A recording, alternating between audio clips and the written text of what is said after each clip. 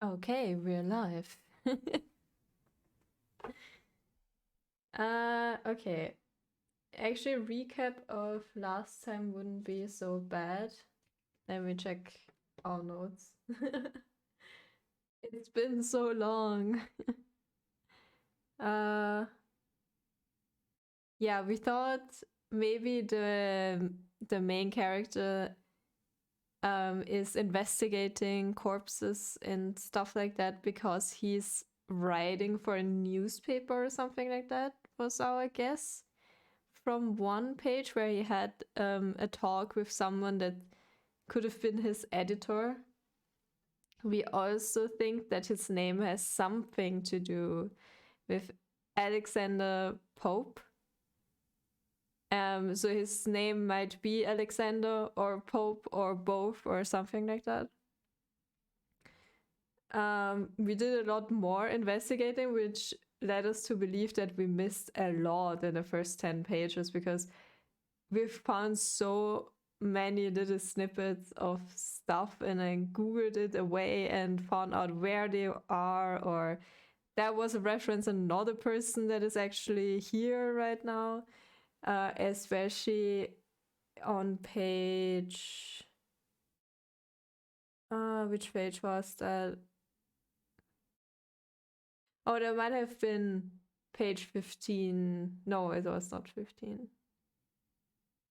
Oh, it was 15, with a reference to two people dying by lightning that happened somewhere and has nothing to do with the story, probably, only that we found out that Alexander Pope wrote about it, and this is important because the writer called him his namesake.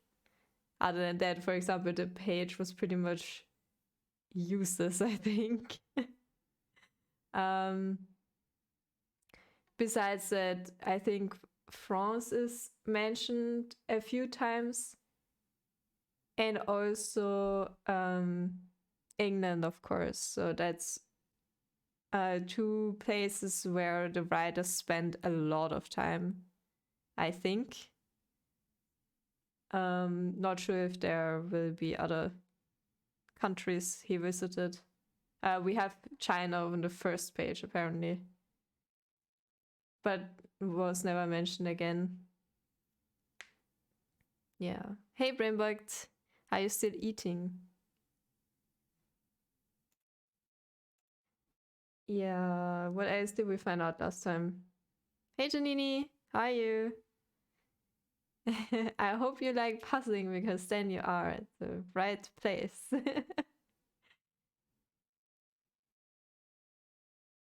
Oh yeah. We also thought that Henry might be the butler of the writer, because there was one page talking about him giving a sign with his hand and Henry swooped in and cleaned up or something.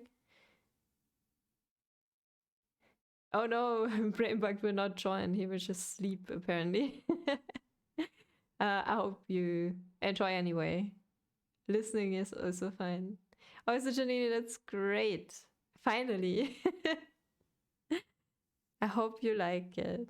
I can't wait for you to. Oh, the diet shows the perfect game. Very good. Good that I gifted some subs towards this. Yeah, I'm looking forward to your first run. Also, don't be discouraged. My first run died. I couldn't finish it. And the run after was 4.5 hours long or something. So, yeah. Happens. Especially in 10-2. Yep. Especially if you are not very good at the game and you miss levels. Because if you miss levels, everything gets either very hard or impossible. You run FF8, I'm used to runs not finishing. Yeah. I mean, the first disc is pretty hard in 8, or the start of the first disc at least. But 10-2 is Very different, in my opinion.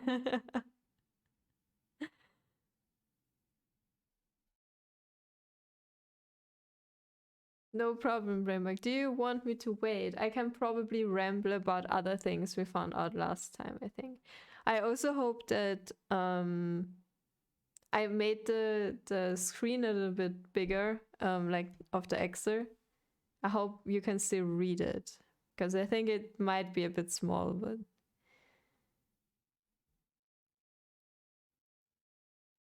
yeah, I mean the good thing on 10.2 is it doesn't take too long. But maybe for the first run, depending on how much you practice, maybe plan like 5 hours or something.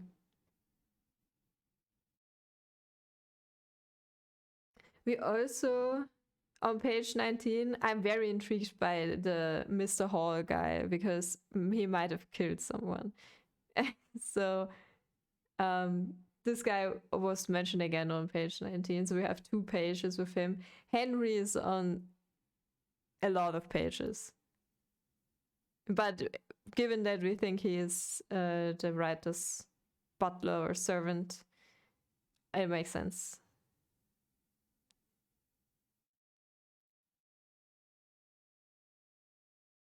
Oh, blind is good, Jenny. Don't worry. I mean, I did my first run blind. I only watched a race, a ESA race between Metako and Leonis. That's all I knew of the run, and then I just followed the notes. I hope you found the new notes. You can also use the old notes. I'm not offended if you don't use my notes, but I tried to make it very easy for beginners to follow. I hope that's true. I tested it with one friend of mine.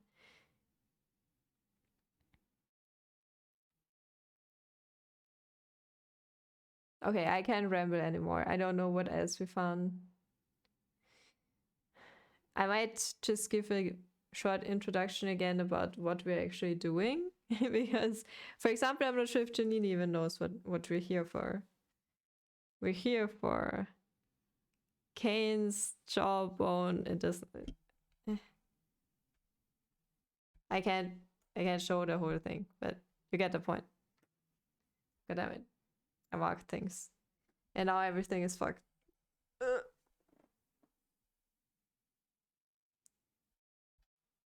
Wait.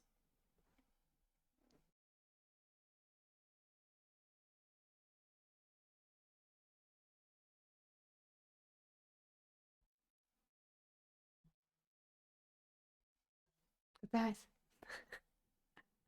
Sorry. I fucked everything up. No, why did I do that?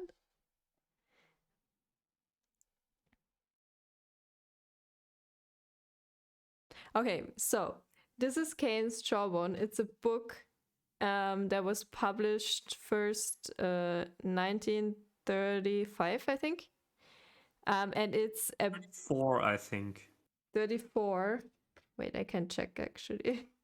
It's written there. I will check. Yep. 1934. Yep, yes. yep. 1934. Hey Dorfer, thanks for the Prime and thanks for the 5 months. Yes, it's a book. It's a book I killed. We have a lot of single pages now. It is a puzzle, basically. So we have 100 pages. All of those pages are in some order, random order. We don't know the order. And there are people being killed and they're murderers. And thank you for the suffix, Arian. Thank you for 9 months. No problem. Prime. No Prime is word free. of it. Yeah. Still, you could have also given it to someone else. So yeah, it's a novel. with 100 pages. Every page is scrambled, and our goal is to find out what is the correct order of the pages, who was killed, and who killed them. That's our goal. This was first published in 1934 with a prize money of £15, which was quite a lot back then. And it is republished since 2019 with a prize money of £250. And I thought it might be fun to try and puzzle together, do a little bit of a group effort, and at least go through it and see what we can find out. It is very intriguing. It is very confusing, and it is definitely good to have a native English speaker in the group, because last time Preya was here. Hey, Preya. Oh, there's still a prize offered. So as far as I've read and people told me, it was solved by 3 people when it was first published, and only 1 person since then. So they didn't have to spend much money on that. Yeah, so last time Preya was also around, which was very good. Hey, Preya, because they actually hinted us to some words that we would have never thought about like this. For example, the haircut. What was that? Fringe haircut. We thought that means something, and I was like, yeah, apparently that's a haircut. So that was very, very helpful. Also think Brainbug might be here, or the... Yes, he is here. Hello. Hello. I saw a page number appear. I thought that must be Rainbow. Yeah, so the first 10 pages, we were all not native English speakers. That was maybe a bit harsh on us. So I appreciate everyone that can point out words for us that might not be obvious to us. All right, so since Brainbug is here, I think we can start with the first page for today. We tried 10 pages today again. And this page is juicy. I've read it already, and probably most of you read it too, since it's open all the time, but it's about Henry. And Henry is sus as fuck. All right, I'm going to read it now. To reckon with Henry, that was never easy. Just beyond Dolores, I turned sharply, and there he was, bending over the body of his latest victim. There was blood all about. I called to him, sharply, and he seemed dazed. Afterwards, I brought in my rough old friend Caliber Bean to help me. This on the very day when I had proved digitalis purpurea, though I did not know if the profession prescribed it usually as such, a signal washout. But why should this aspect have come into my head? Far, far from here the Adriatic breaks in a warm bay among the green Lyrian hills. Matthew, Mark, Luke, and John. Read Mark Twain and inwardly digest, but I had to keep my wits about me. He pottered about with me and succeeded at last in making friends with Henry. Already he felt that I was leading him to the fountain ponds de Leon, sought where he who drinks is deathless, and he was not so far wrong. Oh, Henry. Oh boy. Oh, Henry. His latest victim. Mm-hmm. Oh, Janini, every page feels random, believe me. All right. And also, yeah, his thoughts are sometimes very, very random, and it's 90% references of something people of 1934 knew about, maybe. Okay. kind of am weary about maybe the book tries to make us think Henry is a murderer, but it's actually talking about something else. But this because this seems so obvious, but Mm-hmm.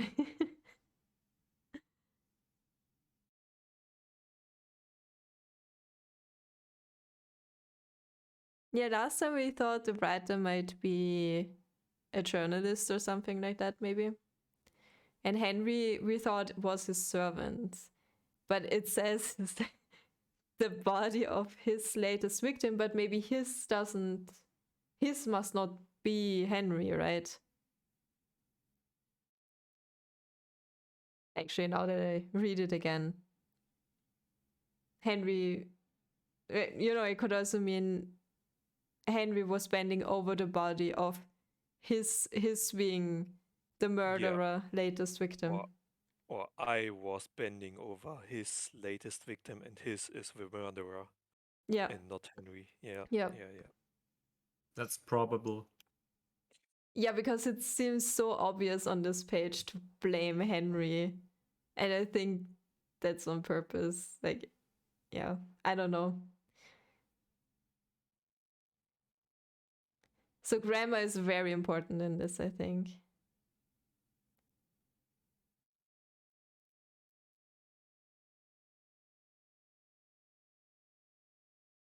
Could be that he said this victim to be investigated. Yeah, that also makes sense. Yeah. Like a bit of wordplay or sarcasm or something, that the victim doesn't mean. Like his latest victim doesn't mean because he killed him, but because it's another case.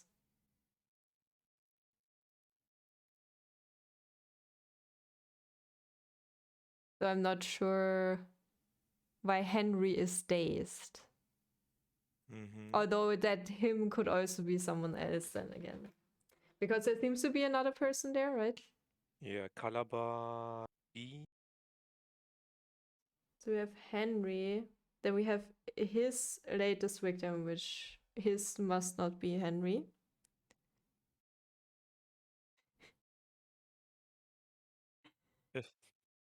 Hey Brutus. What do you mean ASMR? I'm just talking.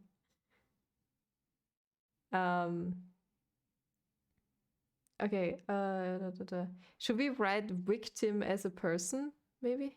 Yeah, you put it as people mentioned, so.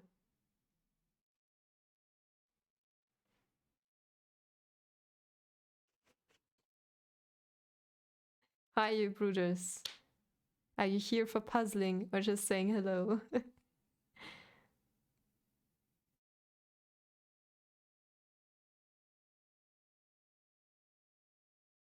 So him could also be Henry or someone else. You're here for puzzling. Great. Don't worry, every page feels very random also to us who read the other 20 pages. Digitalis purpurea is foxglove, which is poisonous. Oh, that's... Foxglove was also mentioned before, wasn't it? I don't think we've written it down, but I'm pretty sure I've read it before. I can't remember, actually. I'm very sure that it was mentioned before. I will put that down on extras, maybe. Good thing is we don't need to figure out how the people were killed. Mm-hmm. But it might be good to know. Yeah. Though, if you poison someone... okay, it depends how the poison works. There could be blood even if you poison someone, I guess. Yeah, because coughing up blood. Yeah.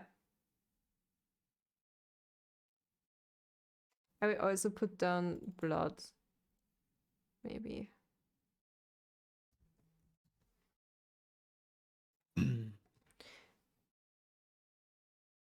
And what's Calabar Bean? Is that a weapon again or something? Oh. I thought maybe that's... Oh. I thought it's a person. It's actually a thing, apparently. Ah. A plant. Okay. used to make medicine. But the seed is extremely poisonous and can be deadly. Hey. Doesn't need to be the victim's blood, you're right. Okay, so we have 2 poisonous things? Or is it the same one? No, it's not. Yeah, lots of poisonous flowers. Wait, I forgot my color scheme. Let me check the old pages. Okay, orange was time. And green was extras, I think. And red was references. So I mark it green. I'm pretty sure that there's not a person that's coincidentally called like a poisonous flower there. Yeah. Don't think so. Although rough old friend seems a bit weird to me. Let me check if there's some more information on that.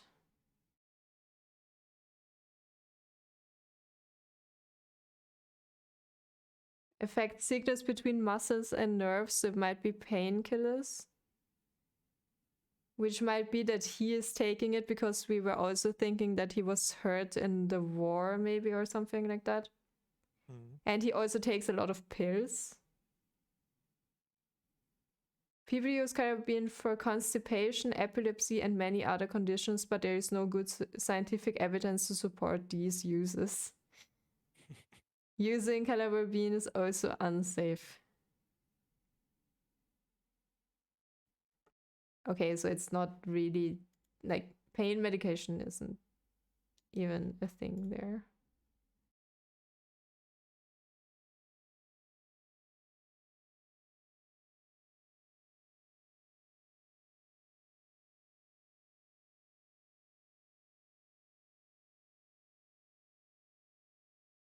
I'm skimming through Wikipedia.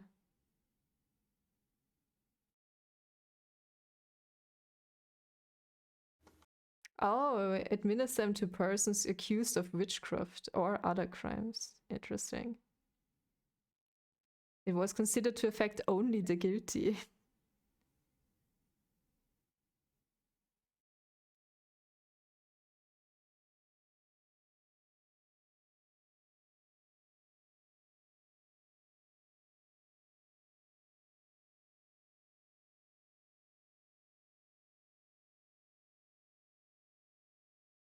And it also seems that it's not very well to detect, since it says the smell and look is like a normal bean.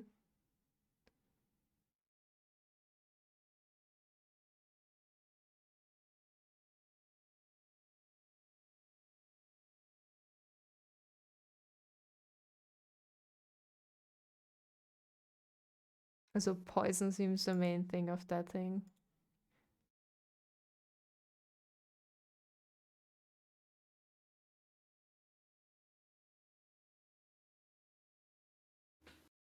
The signal washout is a strange end to a sentence.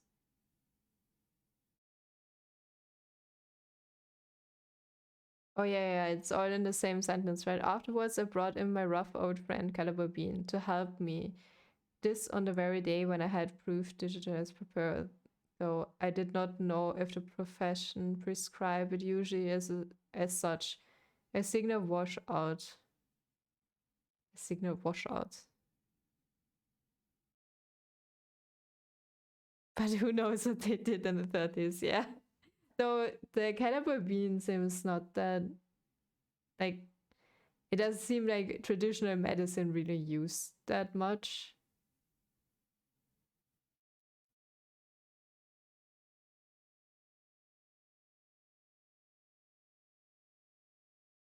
They also thought sugar makes you slim at some point.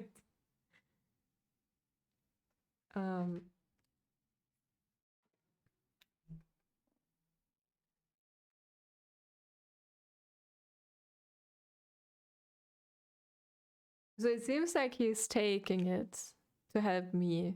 And then he says this on a day when I figured out that foxglove was maybe used to poison someone.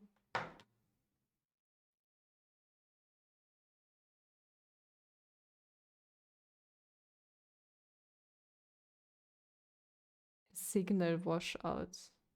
Maybe he means, you know, like he's just getting a bit high so he doesn't have to deal as much with a dead person.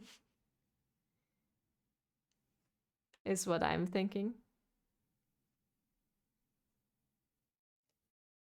I will put all the flowers down or plants.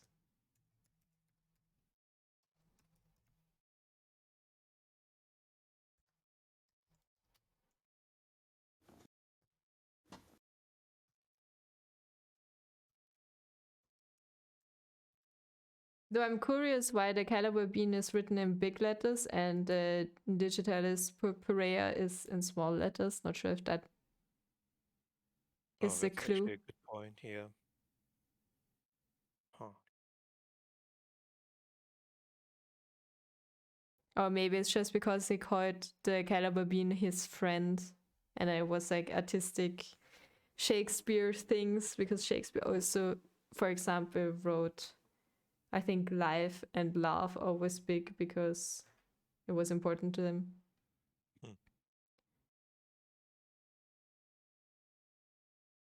Yeah, he's taking the crap to deal with maybe Henry, or maybe just with seeing another dead body, because there's definitely a dead body in the room.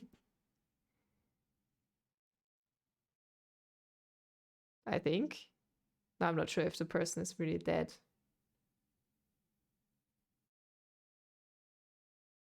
Is he?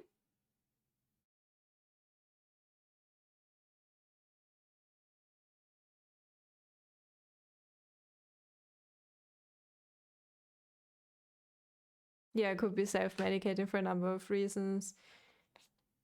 I think we also kind of had the idea of him maybe taking pills for pain, so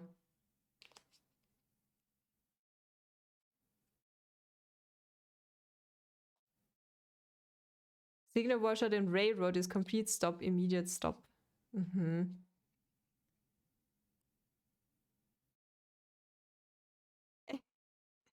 Hey, I don't want Henry to die. He's very intriguing, and at least he's a constant through all the pages we've read. There are a lot of pages where he is not in, but he appears every now and then, and that is kind of reassuring, for me at least.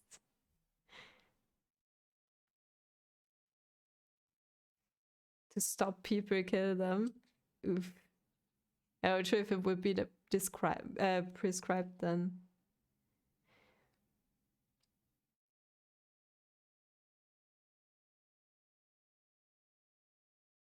But yeah, it seems like the killing part of the plant isn't what he actually wanted to think about, because then he says, but why should this aspect have come into my head? Yeah, sure, Janini. No problem. Thanks for the help.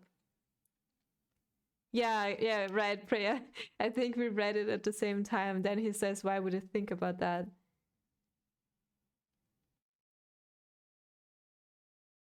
Also, I wanted to, what are laurels?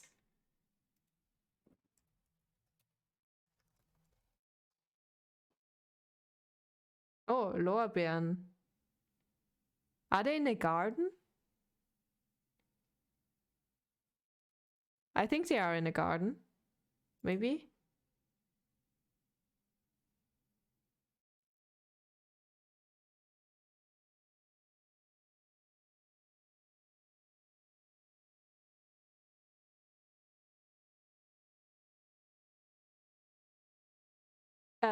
It's like yeah, it's a plant. And isn't that what the Romans used for the crown thingies? Yeah. Yes.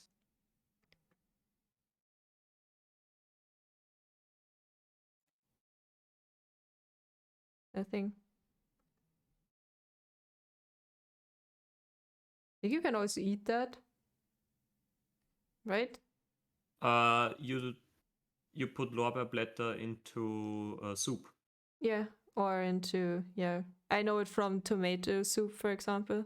And then you fish them out. You don't eat them, but you cook it with them, right? Yes. Yep.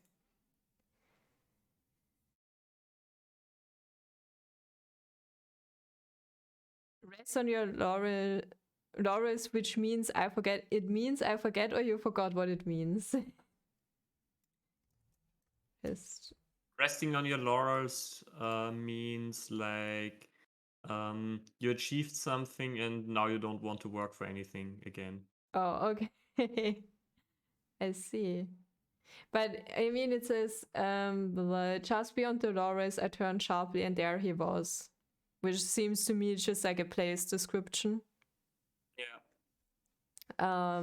And garden is also not a new thing, so I might mark it blue for now.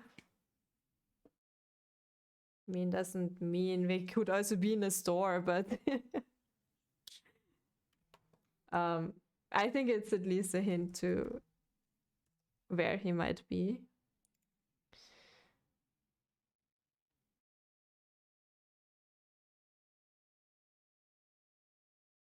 Still confused about rough old friend caliber bean. I mean, it's a bean, right? Why is it rough?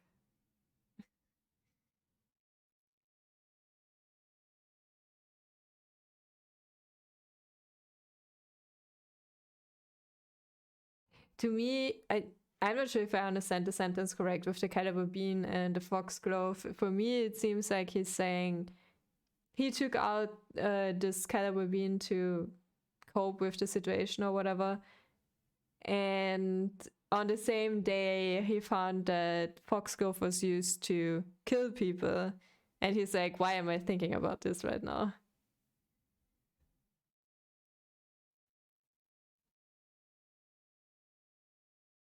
Maybe it's like a vice coping thing. What do you mean?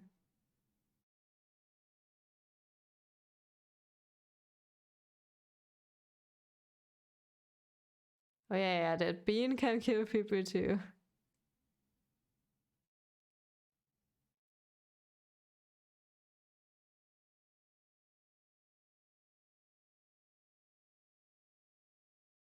Caliber bean is a plant, a poisonous plant. Poisonous. The seeds are poisonous.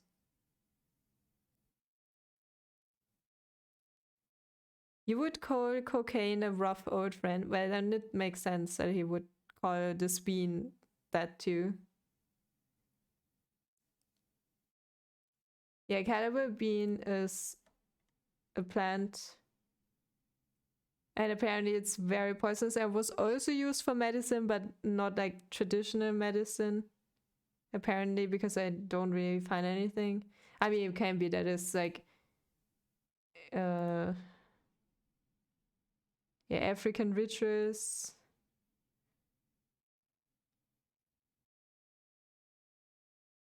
Dementia, okay. But it's not really used anymore, I guess. Like, if you Google it quickly, you can find it like that it's used inside a medicine, like inside certain pills or something. It was just a thing.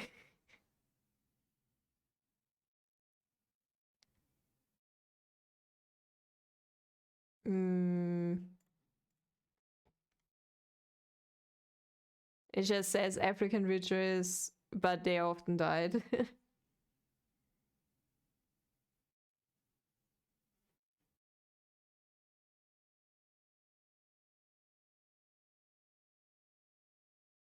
And it says you shouldn't use it.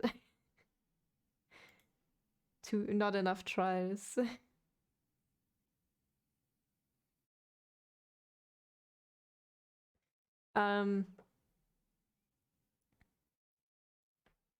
Also, what are Adriatic breaks?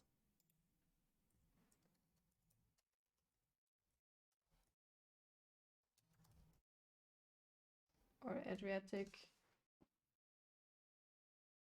is Adria. Okay, makes sense. Yes.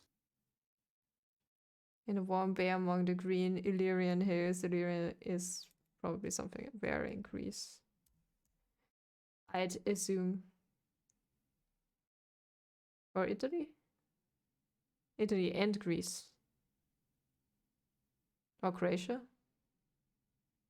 And Albanian. Adriatic is Croatia. Illyria, I mean.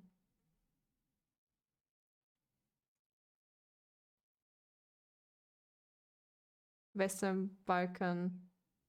Yeah, okay, whatever. Italy, Greek, Croatia, something like that. Oh, it's a poem. Oh, damn. What's a poem?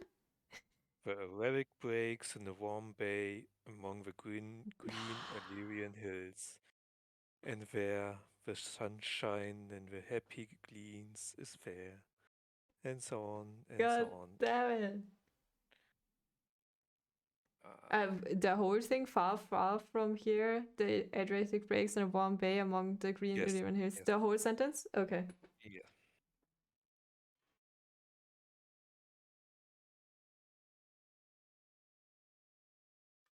God damn it. Hate you, guy. Holy. Stupid writer. Write it down, yep.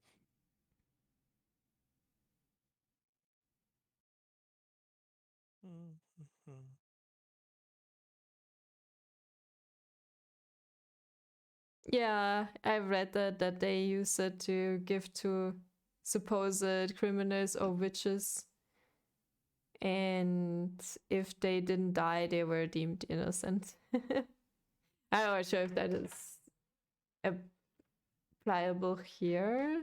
We didn't really have like some mentions of like witches or belief in supernatural things, so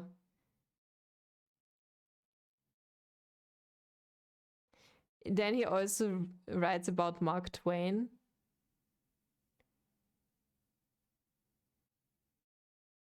Also, why is he suddenly talking about Greece and this poem? Yes. Therefore, you probably have to understand the poem. Cadmus and Harmonia. Matthew Arnold.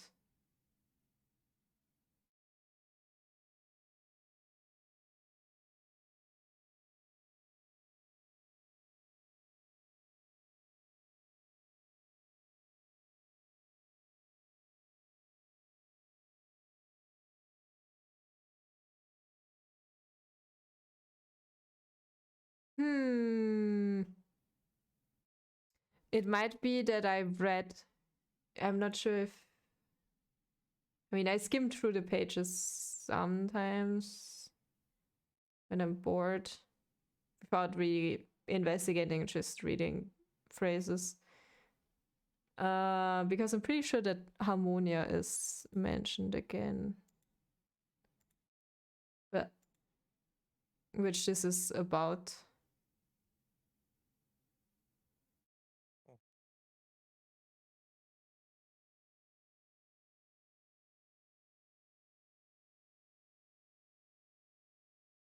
But that's interesting. Okay. Remember that.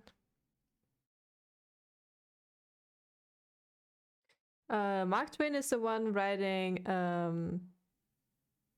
what's it called?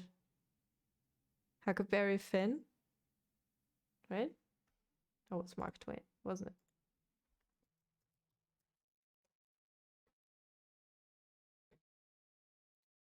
it? Mark Twain, what did you write, huh? Tom Sawyer and Huckleberry Finn, yeah. Aha.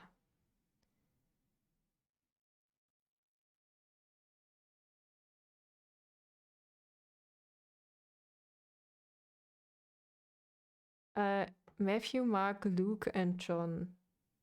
Are these characters maybe from his stories? Or if they are characters from his stories, or if they are all writers for certain stories. Maybe it's a reference for the setting. Garden of Eden, so maybe a garden somewhere.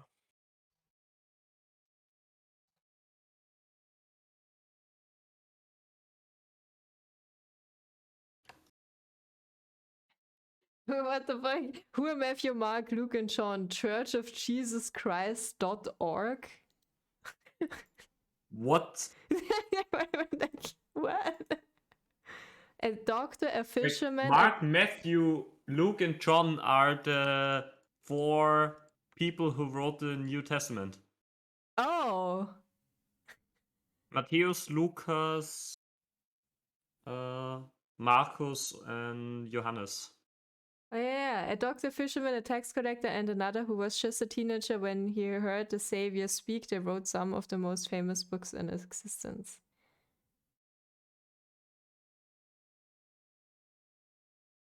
Okay. Oh. Oh, damn. Okay, so we have a poem from... Who was that guy? Matthew Arnold. Then we have a mention of Mark Twain and also Matthew, Mark, Luke, and John. Though I think Brainbug might be right saying that those 4 names might also talk about other people like Mark and Mark Twain, and then Matthew Arnold, Mark Twain, Luke something, and John someone. Yeah, could be. That's true. Mark Twain. Adams explosion.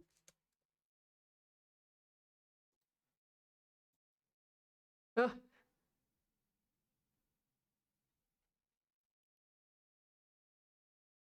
Oh, read Mark and Inward Digest this parable, for it describes the state of one who enjoyed the lake and the cottage and the people that tarried there, yet wrote not concerning these things at the time, but procrastinated.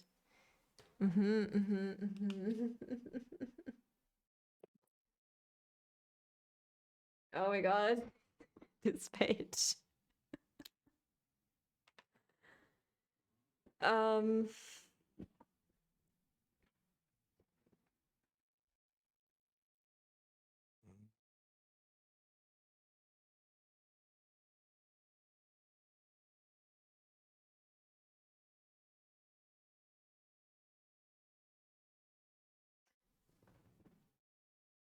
Also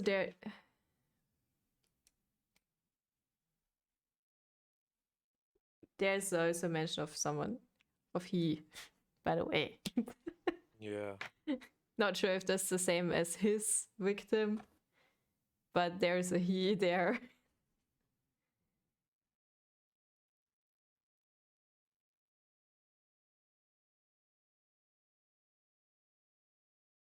To the fountains. Ponce de Leon is Leon again is some place in France, right? Yeah, but the fountain, Pont de Leon, is the fountain of youth. Oh. And that's not in France. Oh yeah.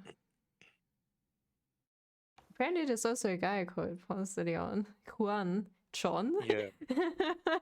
That's the person who was looking for the fountain of youth. John? Question mark. Juan is the Spanish form of John, right? Ah. Then we had with only we're missing Luke is what I'm trying to say. With that, I'm not sure what this tells us, but maybe it's enough that as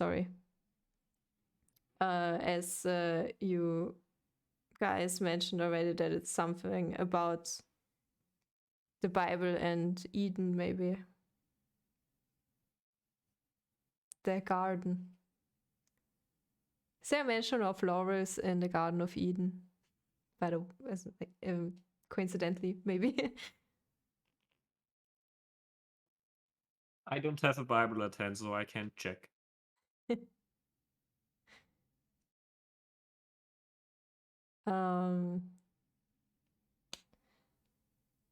So wait.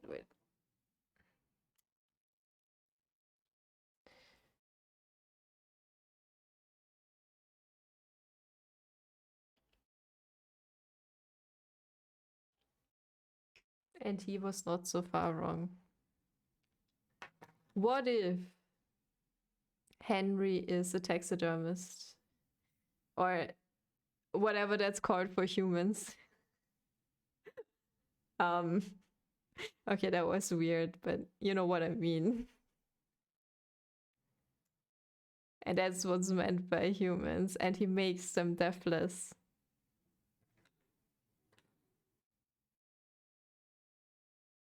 No? Okay. No, That, I don't know what you mean.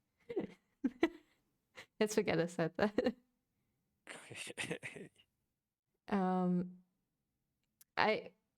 I'm still pondering if John and Juan Ponce de Leon is like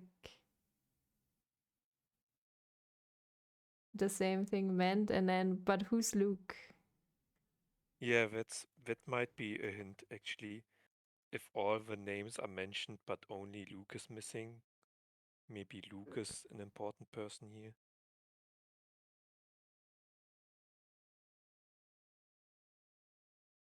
Yeah, because is there another quote or something?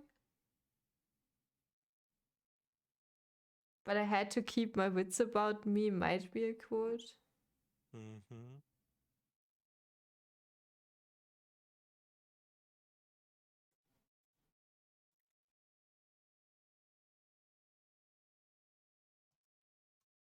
Well, I'm looking at pottered about with me and succeeded in last making friends with Henry.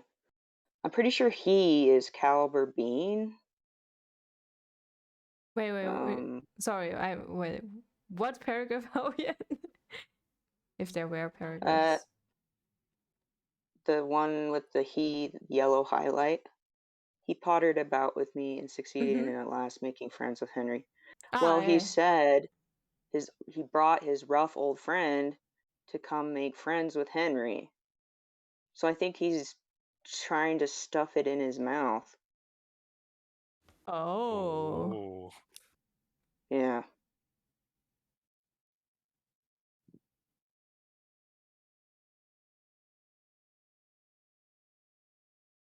Oh my god, that's smart. So he tries to kill Henry right now? I feel like there's no other way to read it, but Either he's trying to kill Henry, or if the Collaborator beans also work as a painkiller, maybe he's trying to It's not heal him, it's but not really a painkiller much. It's But it said it was used, though very shortly and not really, for constipation, I think, and something epilepsy. So I don't know. I mean, he also says that he looks dazed, so maybe that has something to do with it. True. He's usually examining the victim very thoroughly, and here he's looking dazed. Yeah. Meaning maybe he killed him. This time. Or maybe he has he wants to help him because he has epilepsy. I don't know. But I think that would be very far-fetched because I'm also thinking this was written 1934. So whatever is not like common knowledge, so whatever isn't on the top page of Google, people back then would definitely not know. Yeah. So if it says, yeah, sometimes it was maybe used in African culture, it's like, I don't think that would be a reference people would understand. But if it's just, it's poisonous, that makes more sense. Yeah. Although the next sentence doesn't make sense with the pottered about. why would the bean think that Alex was leading to the fountain of deathlessness when it's a bean that causes death usually? Mm-hmm.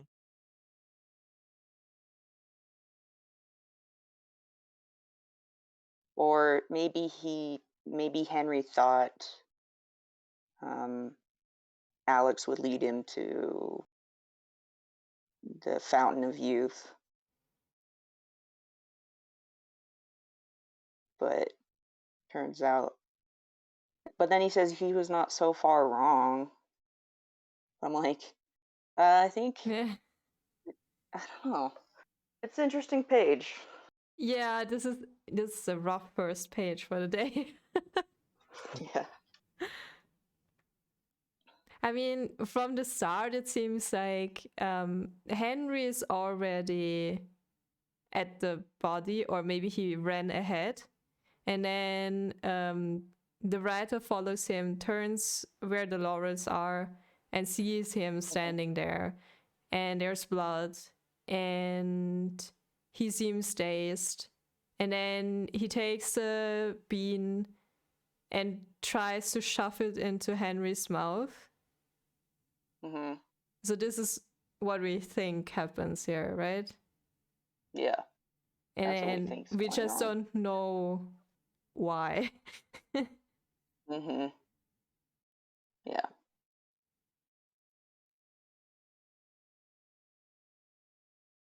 Not sure what more to think about this page, but and then there's like 2 sentences at the bottom that are like making you second guess that interpretation, you know? Yeah. But Yeah. and then also him questioning, oh, why am I thinking about how this bean kills people? Or maybe he's hoping it does what the original ritual was. Like, if he didn't kill the guy, then he'll be innocent and he'll vomit it, you know?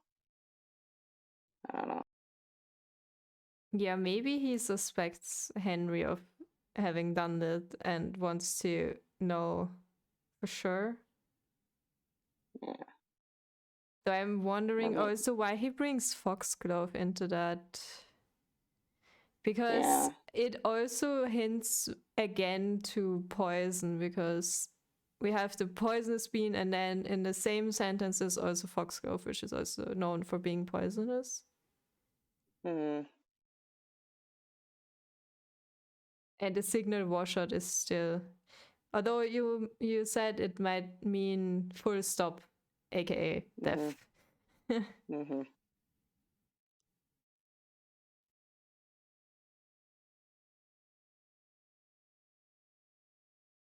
Also, I'm still annoyed that we can't figure out who Luke is.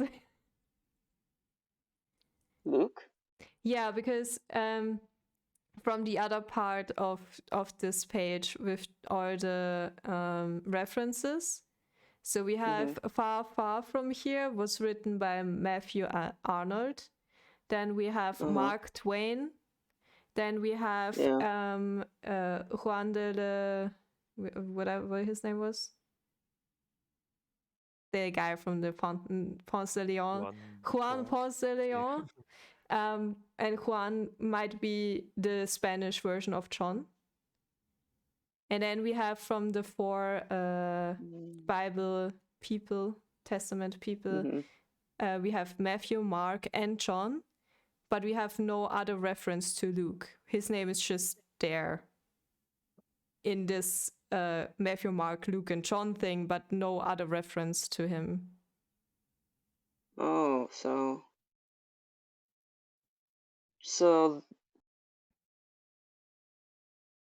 huh. I didn't even make that connection. You guys were making that connection.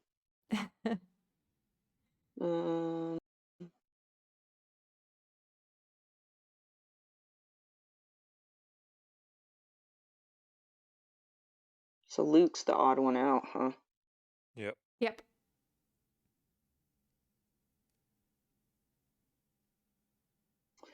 I wonder What's the book? Let's see. I was also. He says, already he felt that I was leading him to the fountain sought, as if Henry was seeking the fountain of youth, where he who drinks is deathless, and he was not so far wrong. What about it? I was just thinking ritual killings, and he might be deathless if he is the killer of more than one Right. person, and then he That's writes true. about it, so he would be always remembered maybe as a mass murderer.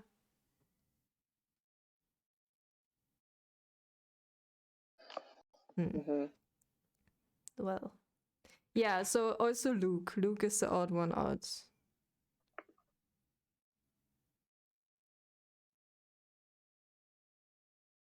Wait, where was that inwardly digest thing about? Oh, that was just from Mark Twain. He wrote that, right? Yeah, that's what you told me to Google.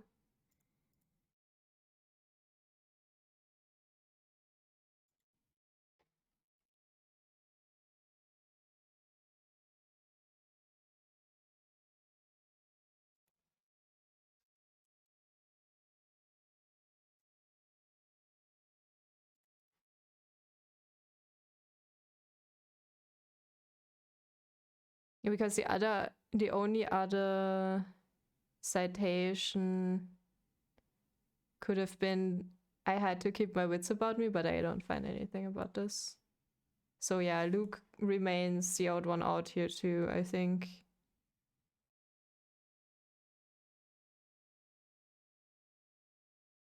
Should we put Luke maybe under people mentioned? Because we can't really figure out if...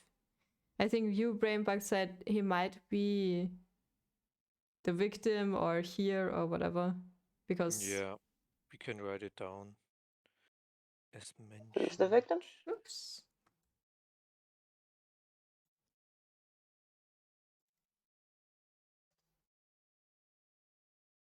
But Luke is Oh, either Luke. or Oh, and that's another why he's the person. odd man out. Yeah, Okay. Interesting. Luke or Lucas or something like that, probably. I just think I just deleted something. Yep. Good job. It's back. Okay. Are we done with this page for now? I wrote down below too that the bean might be used to kill Henry, in case we come back to this and don't remember. Yep. But I think that's, like, I don't know if we can figure out more than that.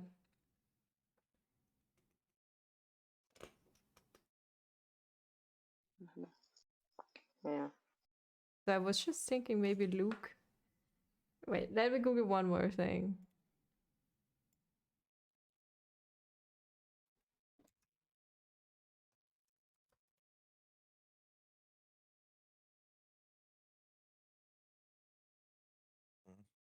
I was thinking maybe the guy naming the plant or whatever might be called Luke.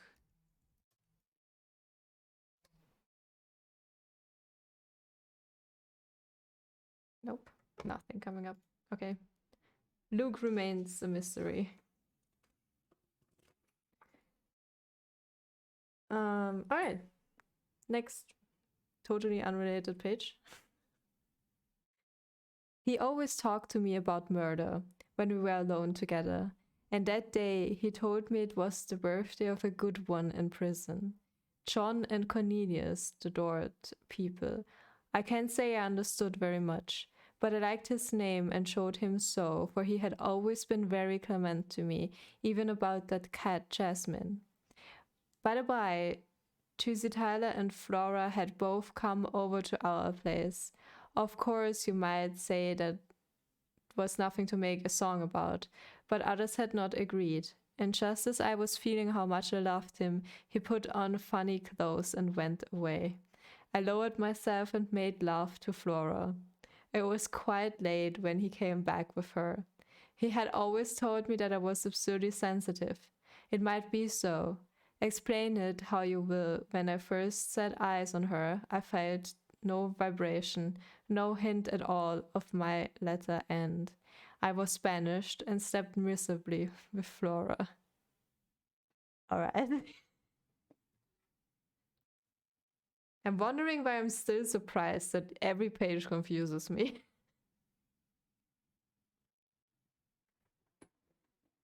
The But- first time Flora is mentioned here. Is it?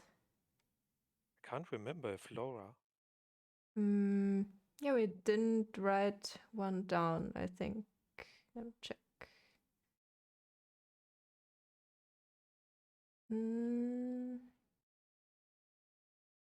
Nope.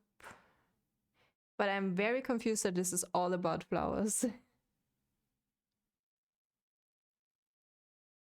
No, I don't find the flora.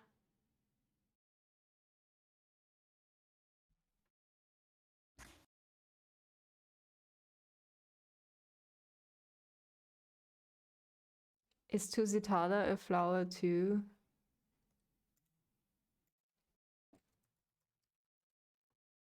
Oh my god, no. Wait, what did Brainbug say? Like, I couldn't hear him for some reason. If Flora was mentioned before, if it's a person or another thing. But we haven't written down anything for Flora. No.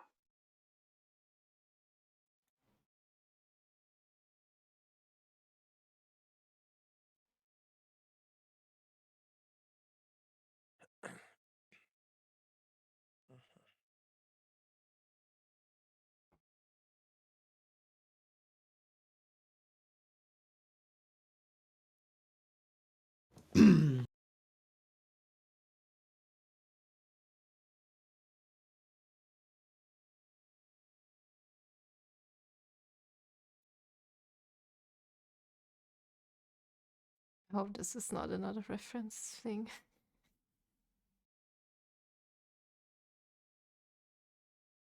Mhm.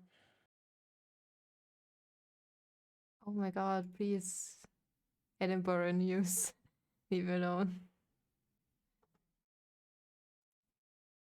Ah! Why? What the fuck was that?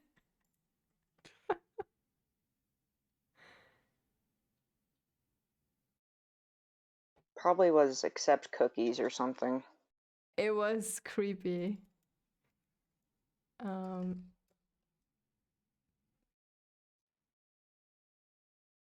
Okay, that's a spider apparently. And okay, it's not a flower. That is encouraging.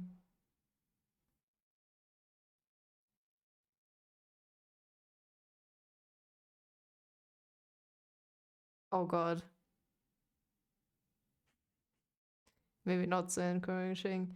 Tusitala is a genus of jumping spiders that was first described by George and Elizabeth Peckman in 1902.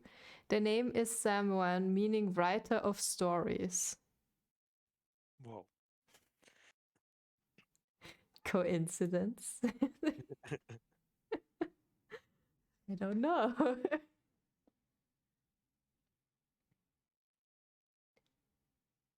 Okay, so we also have he always talked to me about murder. Okay, Henry. Yeah. It's Wait. another he. The birthday of a good one in prison. I don't get the prison one. Maybe it's important. Prison. I can write it down in locations.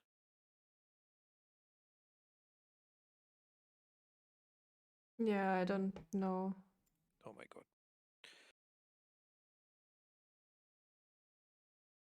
Was it stored? Is that a place or? It's a town in the Netherlands. Oh, okay. It's a short version of a name of a town.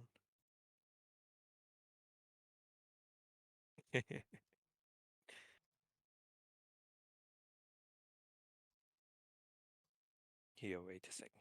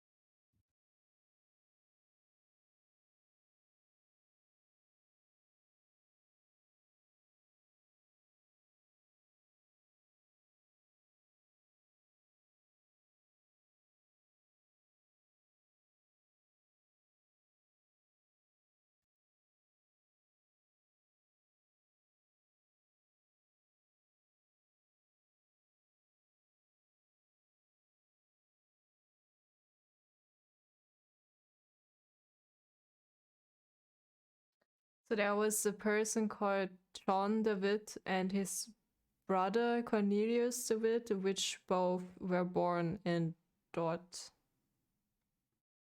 Oh, okay. 1625 to 1672. Nice. The one guy lived.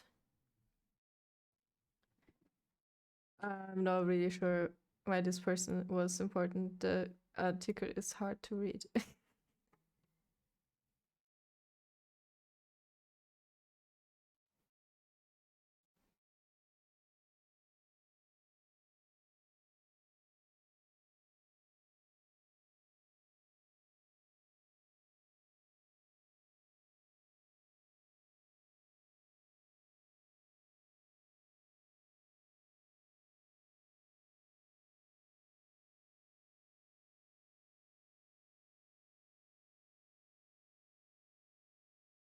They were killed or they killed someone?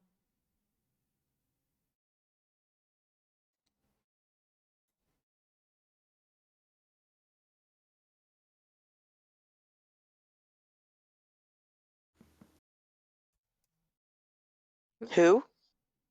John de Witt and Cornelius de Witt. Murder of the de Witts.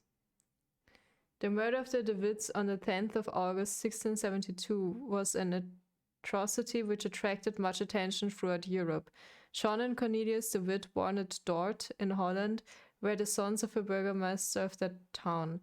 John, in 1652, was made Grand Prisoner of Holland at a time when the 7 united provinces formed a republic. John de Witt was favorable to lessening of the power which was possessed by the stadtholder or president, and which was gradually becoming too much assimilated to sovereign power to be palatable to true republicans.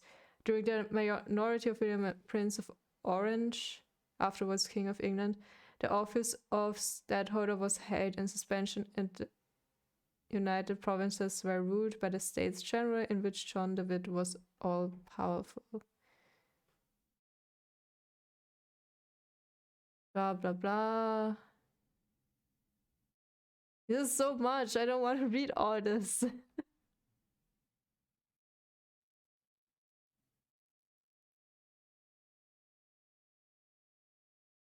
So he's probably the murderer because he ruled England later or wherever this is. So this was in Netherlands. Oh.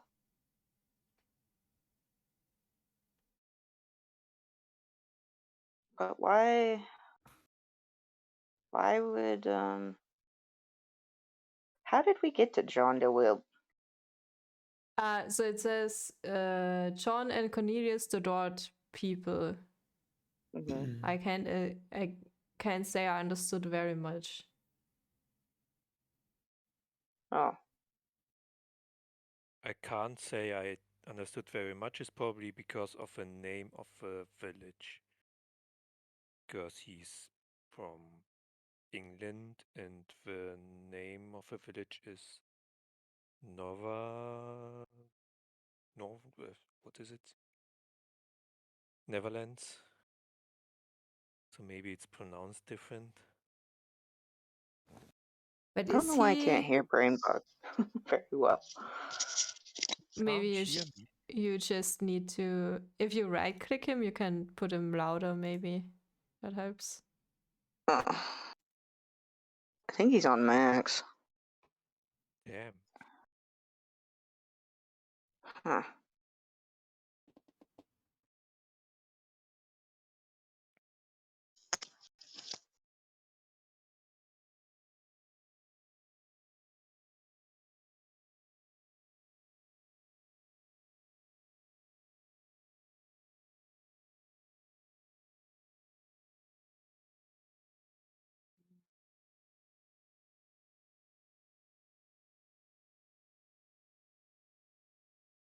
So Cornelius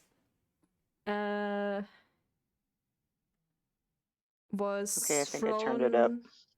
thrown into prison and tortured and sentenced to banishment because apparently he plotted against the William the Orange, Prince of Orange, which I assume was the Prince of Netherlands. Not sure. Thank you for the follow.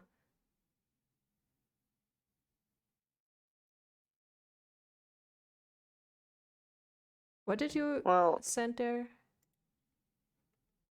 orange is also the color of people in prison. Hmm. But also the color of Netherlands, Oh, I think. Yeah, it is. The oranje. Yes. So the charge had been unfounded, apparently. So Cornelius was thrown into prison, tortured, and banished for no real reason.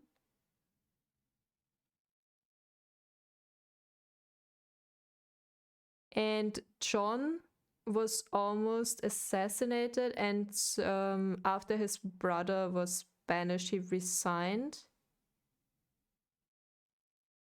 and picked up his brother from prison. And then there was like commotion. A popular tumult ensued, during which a furious mob forced their way into the prison and murdered both the brothers with circumstances of peculiar ferocity. John DeWitt, by far the more important man of the two, appears to have possessed all the characteristics of a patriotic, pure, and noble nature. The times in which he lived were too precarious and exciting to allow him to avoid making enemies or to enable him, under all difficulties, to see what was best for his country.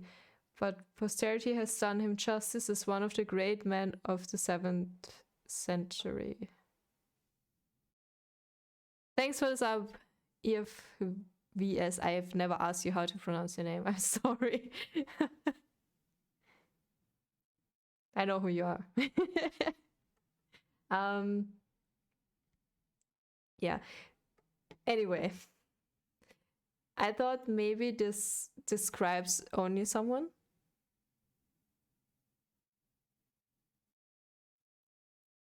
So we are talking about murder, but not an actual murderer, just describing someone they know.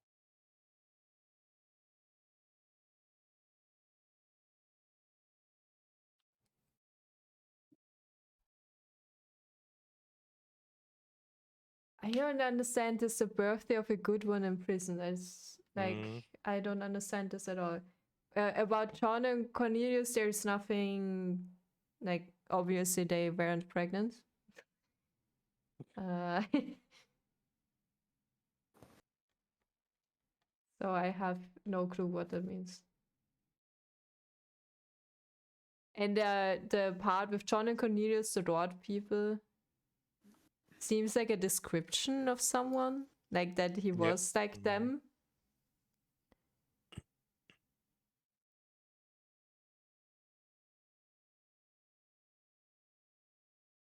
The birthday of a good one in prison.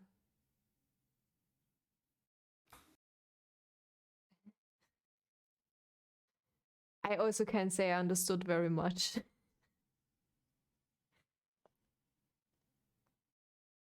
But I liked his name and showed him so. What does mean very clement to me? What does that mean? It says merciful, mild. Oh, okay. Mm-hmm. Mm-hmm. And then, so is John or Cornelius the name of the person he's with or talking to? Probably not. I feel like it's a description of the person that has birthday in prison.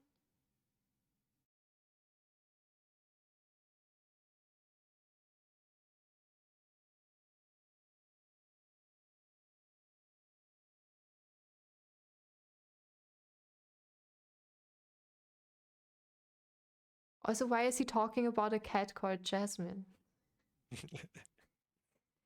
Well, Clement, like, has to do with, like, Bible and gospel and stuff, so that's why I wondered if John is the name of the person he's talking to, but Hmm. that could be a stretch.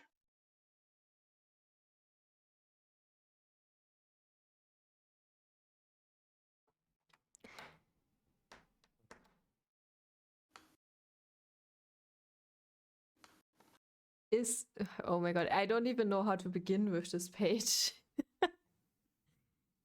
I will just mark Jasmine. I'm not sure if it's really a cat.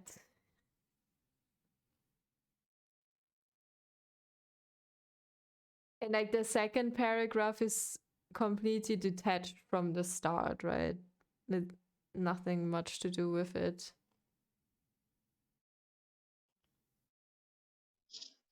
Yeah, if this book ever did paragraphs, you'd think by the by is the new paragraph. Maybe.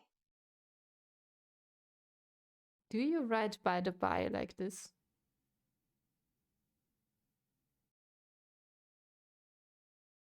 Like, kind of like, by the way, Yeah, by but the by. do you write the second one with B Y E or B Y usually? Oh. Yeah, it is usually BY, I think. Yeah, because Google suggests by the by with BY.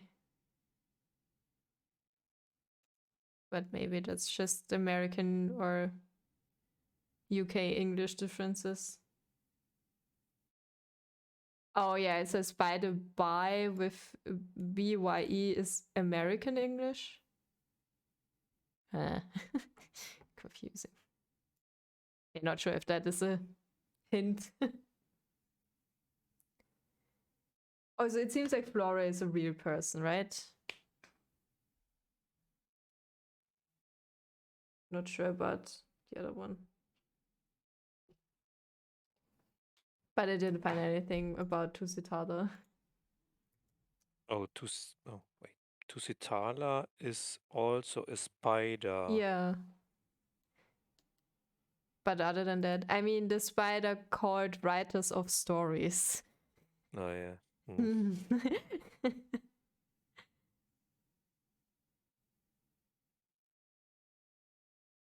Also, of course, you might say that was nothing to make a song about, seems like a reference to something. Yeah, I'm trying to find something. It's a title of a book, but I can't find a date.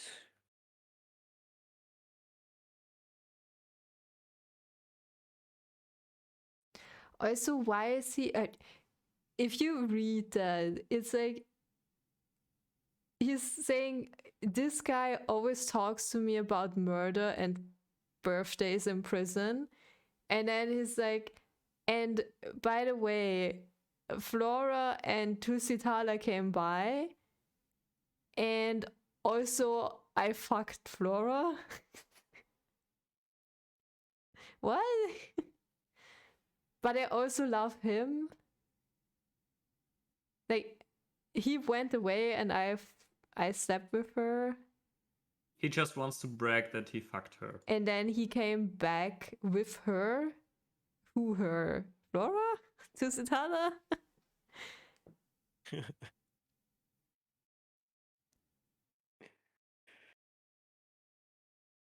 But he didn't feel a connection with Flora, at least.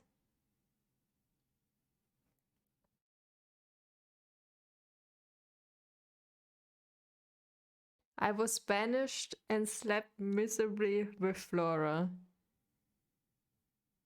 It seems like he was jealous of this guy bringing maybe the other Tusitala person, and then they went away and he was left with Flora and was like, oh well, I guess I'm gonna sleep with you then.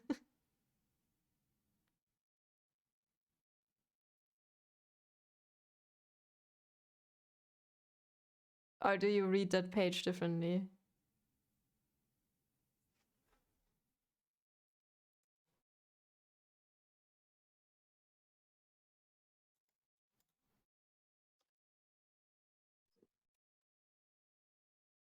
Well, I looked up Flora's song, and it came up with Lily of the West. This is a traditional British and Irish folk song.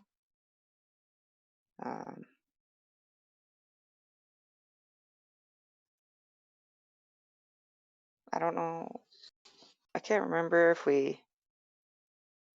ever mentioned a lily.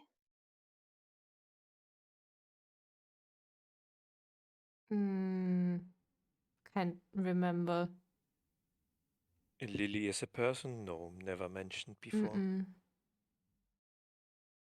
So Flora might be Lily, from what I get from this Lily of the West song.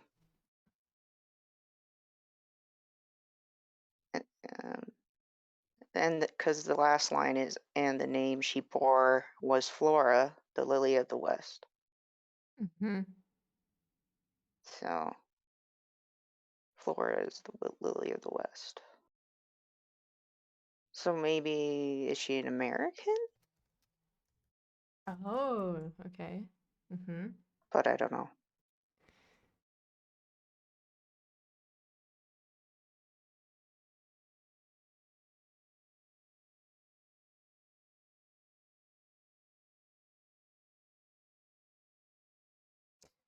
I find it peculiar that this Cornelius de Witt guy was banished, and the last sentence is, I was banished and slept miserably with Flora.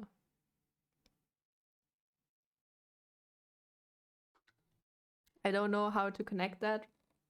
Or it might just be another hint of towards John and Cornelius being John and Cornelius de Witt, but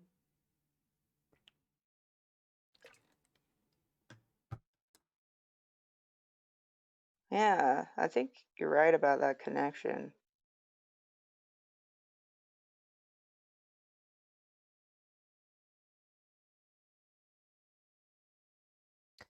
oh, I have an idea.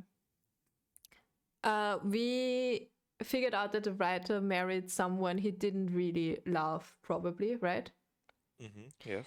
Or that he might have wanted to marry her, maybe he married someone else. And he, the person talking to him, I think he's jealous that he went off with another girl. So maybe the reference to John and Cornelius or the prison is marriage, his marriage to Flora. And the guy actually telling him, come on, you have to marry her or whatever to keep your face, your story straight. no one can know about us, and I'm marrying this girl, and that's why the birthday of a good one in prison and so on is brought up. Maybe it's his birthday, actually, the writer's birthday. The writer's birthday or the birthday of Yeah. marriage? So where? Yeah, or the birthday of the guy. Sure. Yeah, right. Because he's also married maybe to Sitala. That name is so weird and out of place to me. Yes. It's like, what? And also, So what the is the cat? I don't know how to put the cat into this, but yes, sorry. Jasmine's probably like another side piece, maybe? I don't know. Cat? Like a mistress? I think Yeah. mistresses are like described as cats Mm. or something. Yeah, so maybe he had this other girl he slept with or whatever, and his Or an ex. yeah, but his boyfriend was not blaming him or being jealous of it, but he is jealous that his boyfriend or whatever has a wife or girlfriend to keep the farce up. Right. Because the cat is also mentioned with for he had always been very clement to me, even about that cat, Jasmine. So that makes sense to me that he's meaning he never complained about me having a girlfriend or mistress or whatever.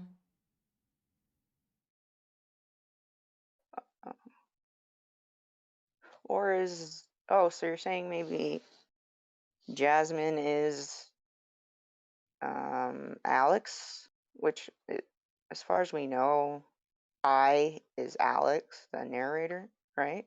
Mm-hmm. So he's saying maybe when probably Alex was with Jasmine. Yeah. And then met, I don't know, Henry, maybe he's talking about right now. And then he's like, well, I'm with this person named Jasmine. And so Henry was very clement, merciful about the fact that he was with someone named Jasmine. Or he didn't care that he was with someone named Jasmine. Yeah. That's basically what I read this as.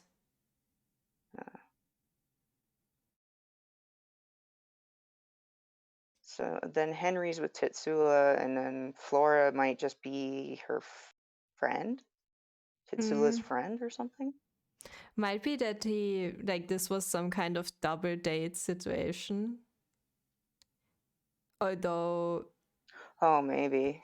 Though he actually wants something from him, but it was probably be like, yeah, but it's 1934. We can't be gay. Right.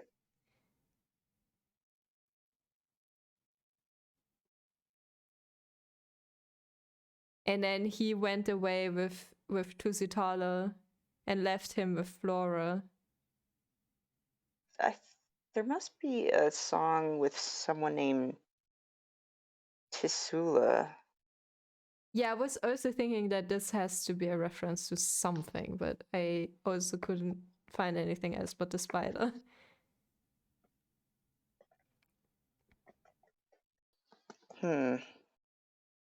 Maybe he also just calls her Tusitala because of the spider, because he's feeling like she caught him, his friend, and keeps him away from the rider, from Alex, or whatever. Oh, right.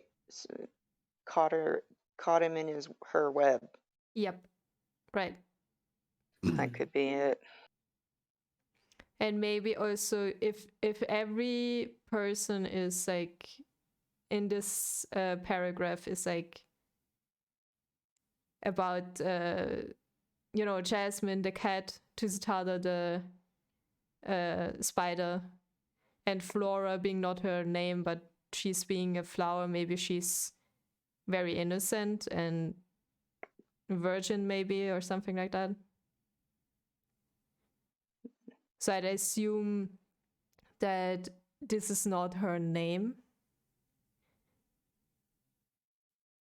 Flora, because all the other ones also get nicknames, maybe.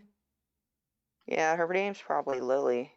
I mean, I wrote it down so we remember that maybe Yeah. Lily is more accurate.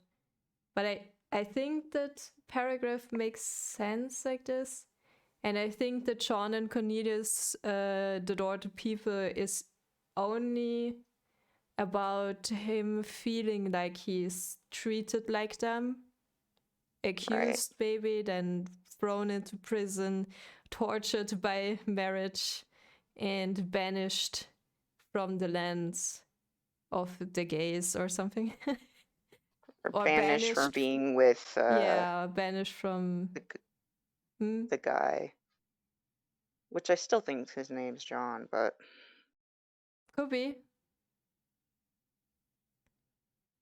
I mean, John's a pretty common name, but yeah.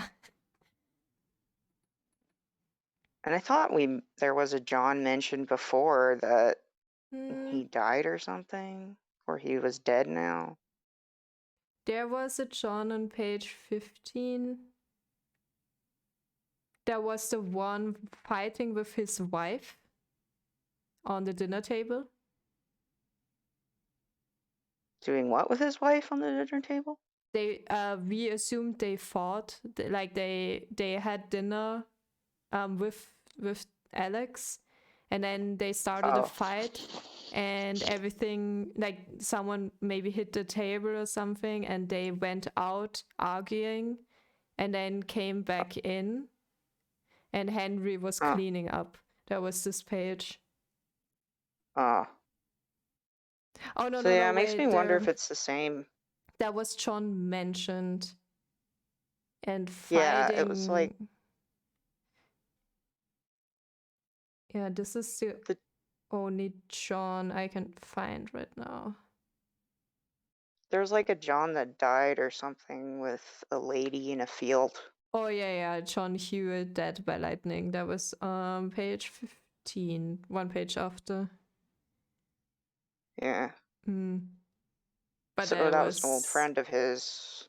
The John Hewitt and Sarah Drew thing was a story by, or like a thing that happened when Alexander Pope wrote about it or something. Yeah. That was weird. Yeah. Might be connected, I don't know. But maybe not. I mean, this page makes now more sense than it did before. Also, I read down Jasmine, maybe. Yeah. I mean, we figured it out through the story of John Hewitt or whatever.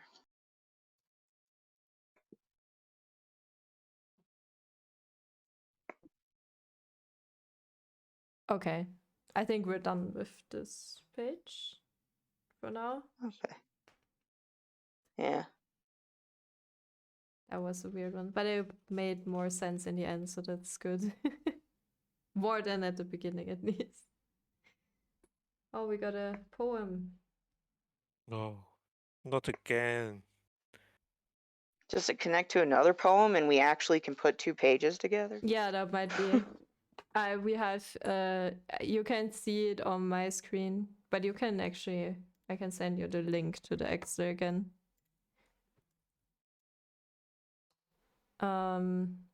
It's in the Twitch chat.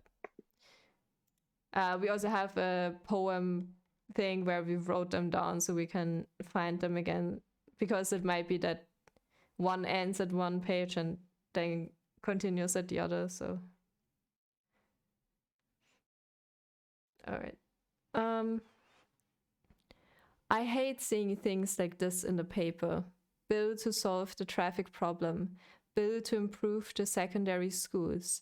I'm never asked. I am not qualified. It is all so sudden. I find it hard to reconcile my guest with the Duchess of that name, though I know how popular everything to do with the Wimpole Street singer is just now. Except perhaps her singing. Tall slowly, a matchbox rhythm. Bryant and, of course, May. Rub gently, she is here, under the snow. Poor Oscar. Nor will the ends drop off, nor can her eyes go out. Pure Francis Thompson. He sewed matches, but I feel I am letting the dear girl down. There's a contrast. Fidelia Faustina Flora Blackwood, sister of Ebenezer Blackwood, which of course it is. She marches by on muscular pink hocks. The thought of that evening in the left luggage office parches me, makes my heart beat differently. I must say I envy Alexander having his first and perhaps his second in there. I think wistfully of the poet's lines. But rum alone's the ripple and the heart's delight.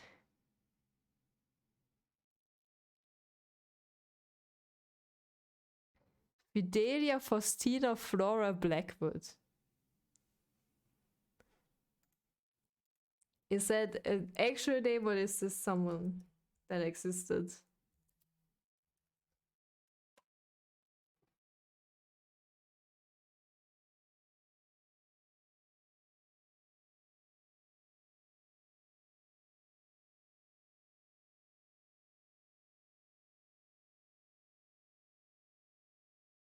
That's not something you find just like that. Only in the Reddit.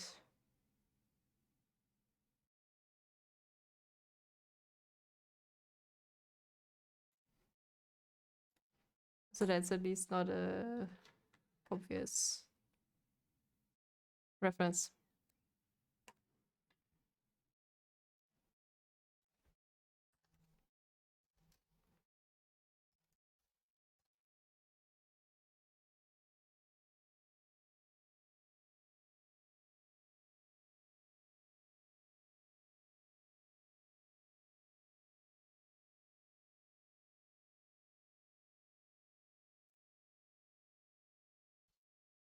Might this be actual people and might Fidelia Faustina Flora Blackwood be Flora?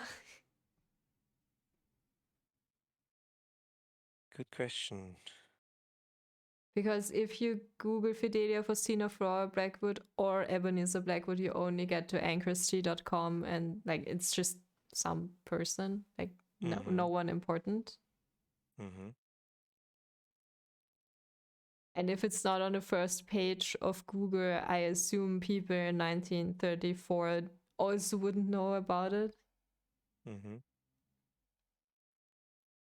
So that would be the first name just put out there like that.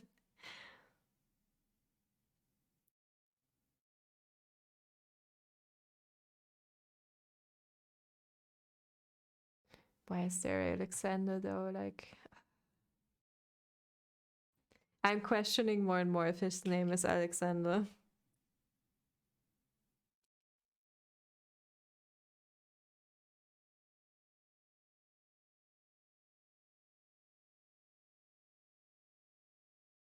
May also was there before, right? Yeah, yes, May was mentioned before. Oh, May was the one fighting with the guy. Yeah, okay.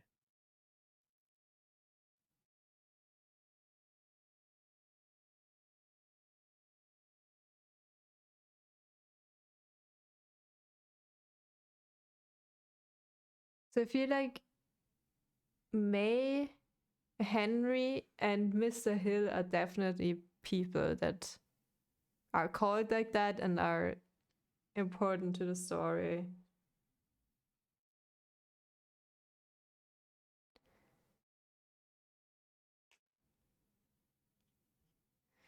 Though the sentence is about this sounds like he's reciting something in the middle there. Yeah, not only in the middle. The first sentence is already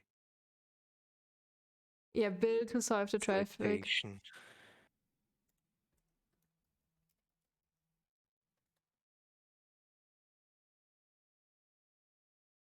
Oh, yeah, no. That the first ones are just like Bills, like neue Gesetze, traffic problem bill, improve the secondary schools. That might just be a hint to when this is. Oh, that's a good one. Yes. 1930. Yes. So February. yeah. Then when was the secondary school?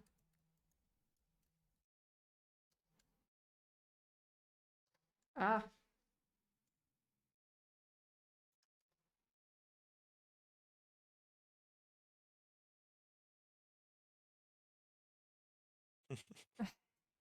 $1944? No.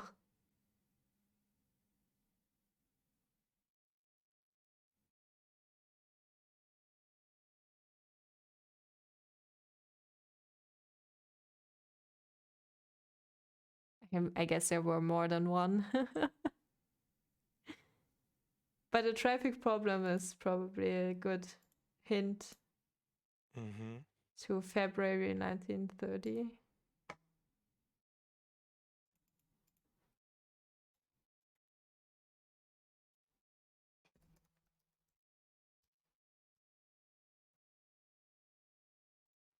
So maybe write down this page takes place in 1930, I guess? I put it in time. Oh, okay. The second one, there are so many bills about secondary schools, so I'm not sure.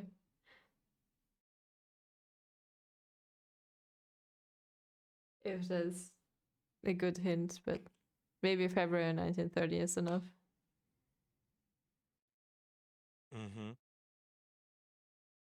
Question. We were thinking he's Scottish, right?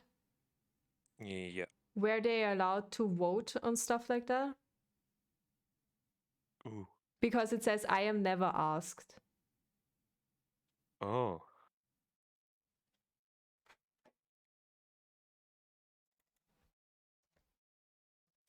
I am not qualified. Yes.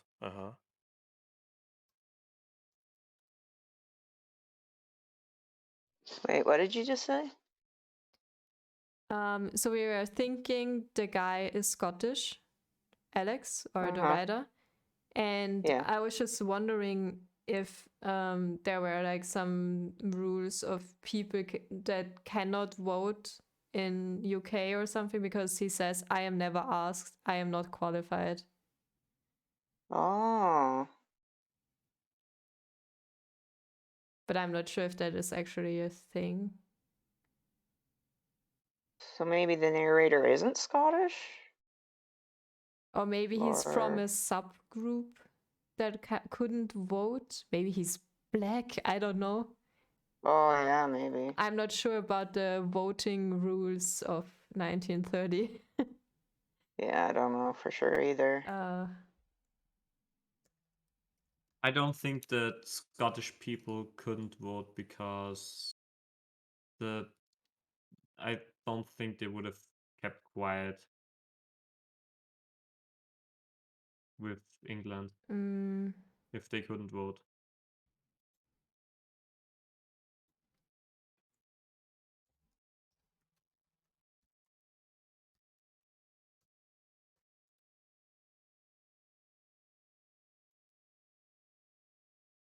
Even women could vote then, so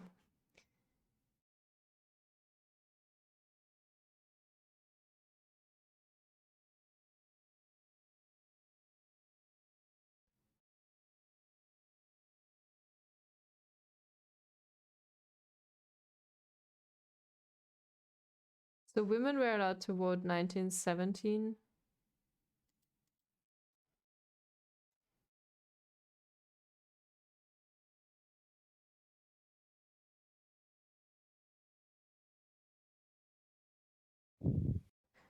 All men over 21. Men who turned 19 during service in connection with World War One. Maybe he is too young. Oh. Yeah, maybe he's too young. And also maybe his name's not Alex. Yeah. Dang it. Woman over 30. Wow. You had to be 30 to vote if you were a woman? Yeah. Oh dear. I was also just thinking people celebrating, oh, women could vote then, and then you read like, yeah, but they had to be a lot older.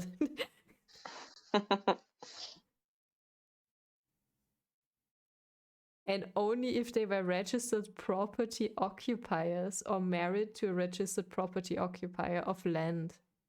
Just heard that and just understood that they were registered property.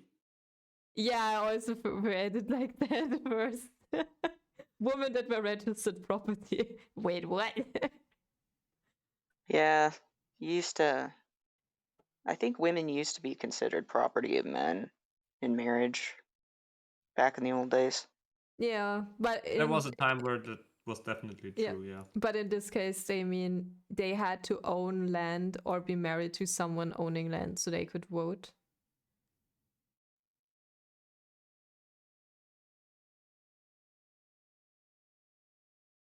Some seats were filled like without a vote. Okay, yeah, it's only all men over 21 or men who turned 19 during service in connection with World War One could vote. So maybe that is a hint about his age, though I'd be surprised that he's so young, but okay.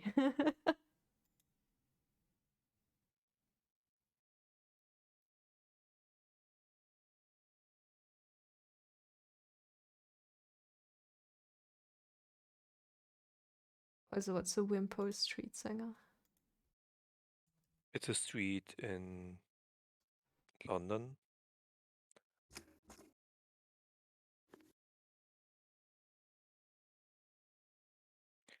Singer.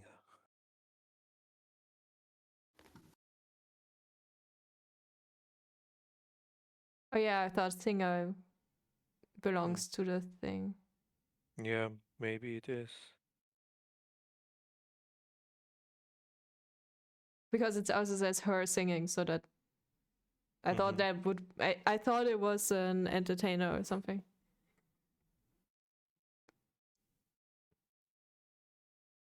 But the Barretts of Wimpole Street are 4 guys, so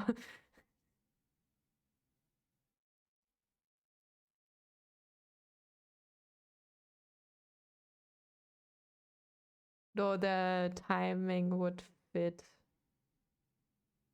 as a movie.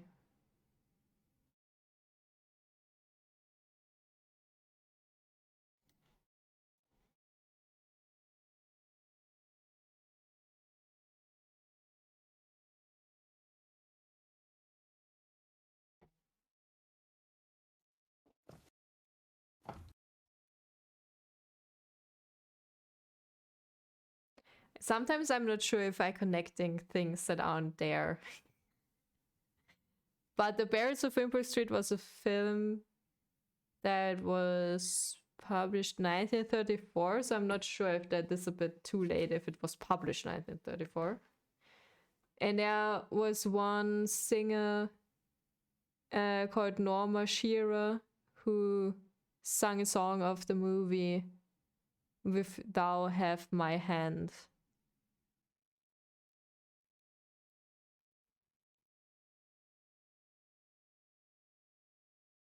Mm-hmm.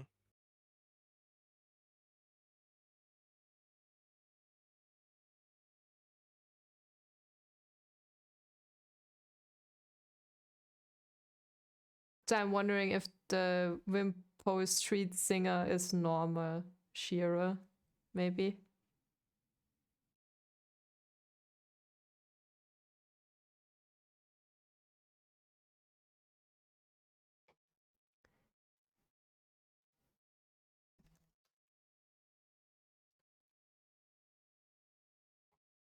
Rhyme of the Duchess May.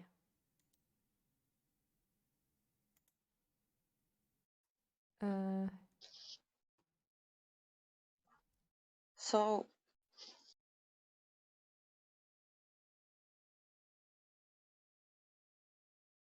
I don't get how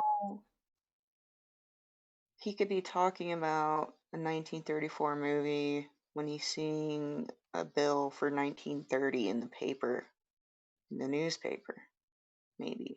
That's true. But maybe there's a hint there anyway.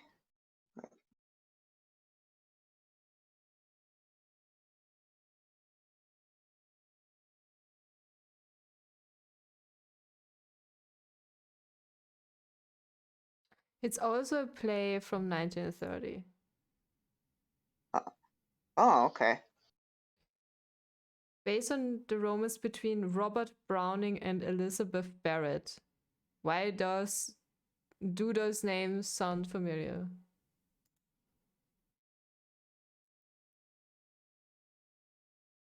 So is the guest I think the guest might be called May. The guest Yeah. is May. I mean, okay, this Bryant and the of course Tall, Slowly, and Matchbook Rhythm, Bryant, and of course May is a rhyme of the Duchess May by Elizabeth Barrett Browning. So maybe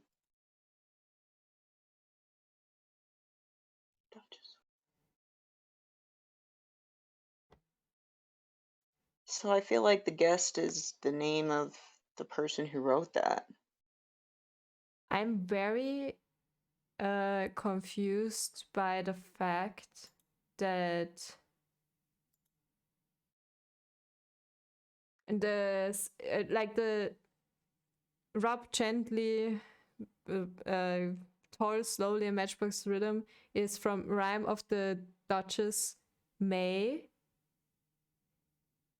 written by Elizabeth Barrett Browning. And the play about the Barretts of Wimpole Street is about the romance between Elizabeth Barrett and Robert Browning.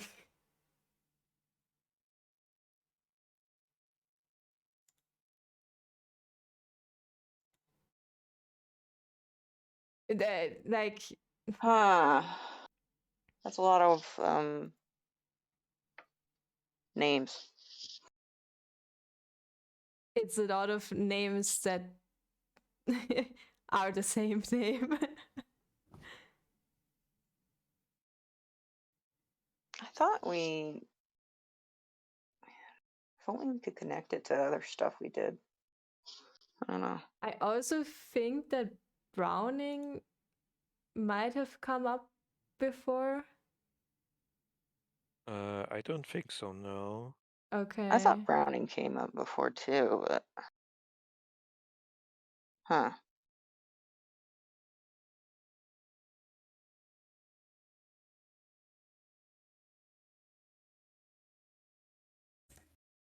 But I cannot find it, so apparently not.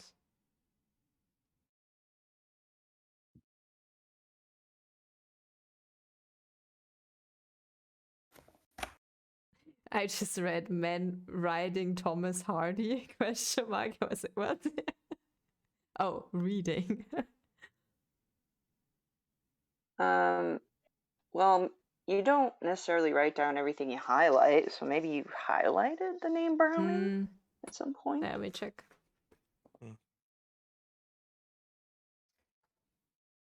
Yeah, if it's a reference, we didn't always write it down, I think.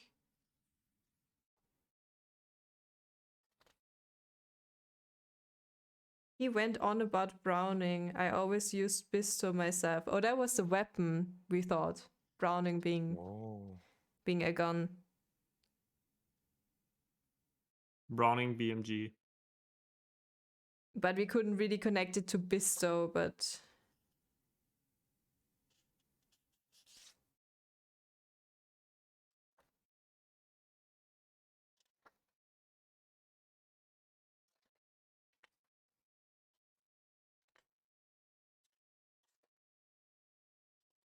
That was the only mention of Browning.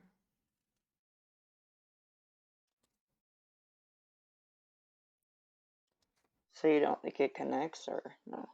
Maybe. Well, maybe it does. I mean, when we... the first 10 pages are not as thoroughly investigated too, so... They're just like, yeah, gun. That's it. So... Yeah, but that's the only mention. There might be something we're missing there.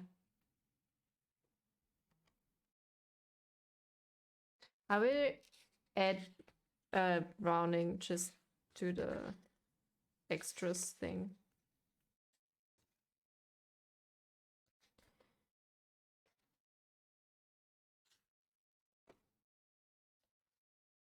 Browning and Pistol.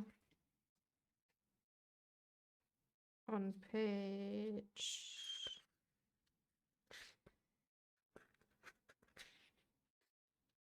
5. Well.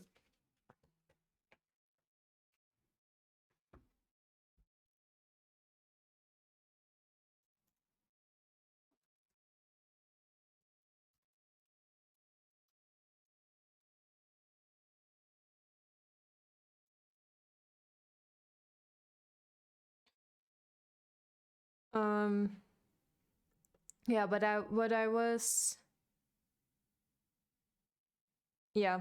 but still, I'm like, that's such a big coincidence that the Duchess, Rhyme of the Duchess of May by Elizabeth Barrett Browning, and then the people of the play are called Robert Browning and Elizabeth Barrett. Yep.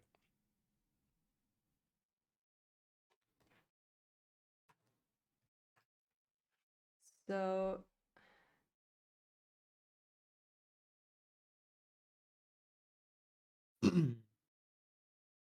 also the play was 1930, so that fits. About the poem that's old, 1861, the writer died, so also would work.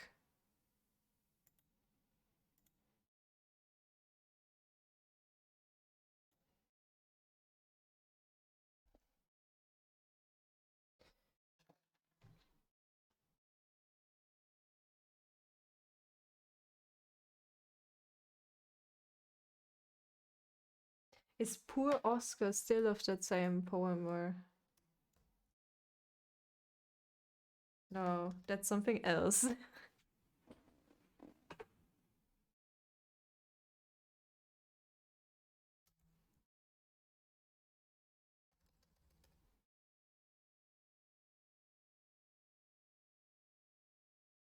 Bryant and of course May.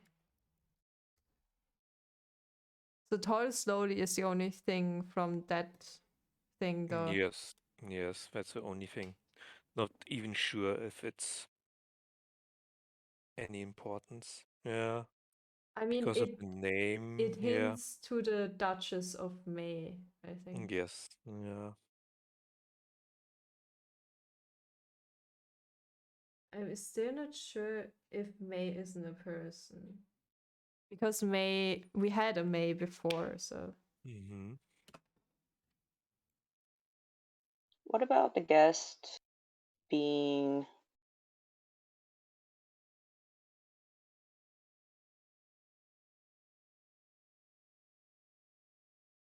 Hang on, never mind.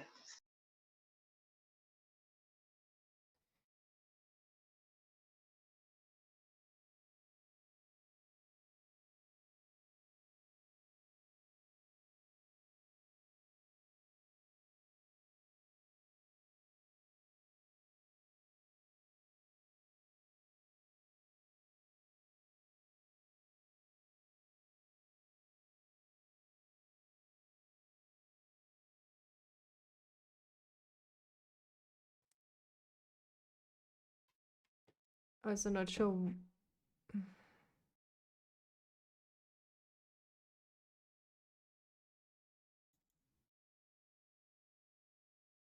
I will put the poem over to poem.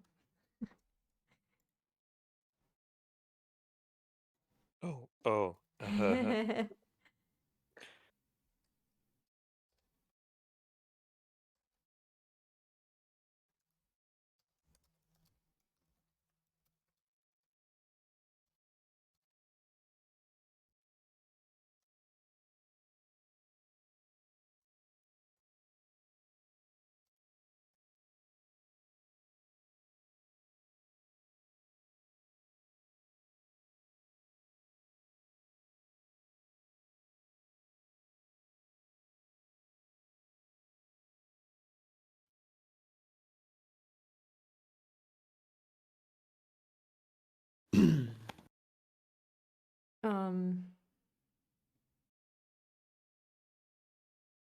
I will put Fidelia Faustina Black. No, wait. Flora. My god. Blackwood.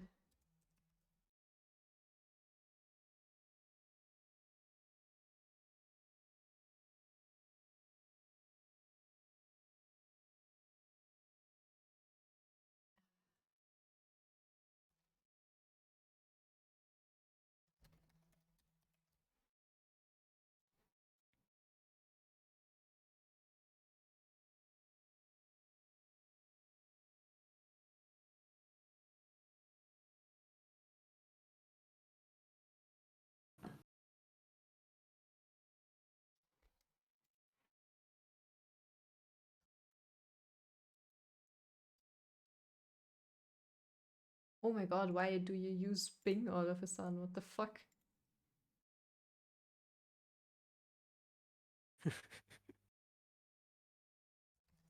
What? My search engine went to Bing for some reason. Oh.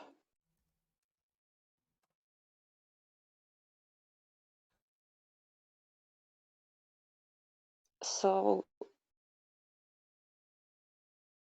I find it hard to reconcile my guest with the Duchess of that name. Though I know how popular everything to do with the women started singing is just now, except perhaps her singing.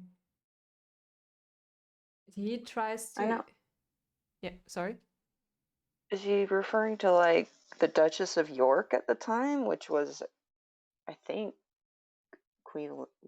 former Queen Elizabeth, or some Elizabeth, or is he talking about someone in the story of Wimpole Street, or maybe Wimpole Street Duchess?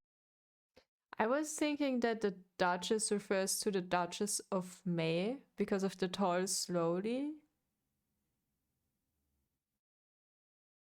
And so the person's okay, so what kind of situation are they in? He has a guest and he wants to reconcile the guest and the Duchess.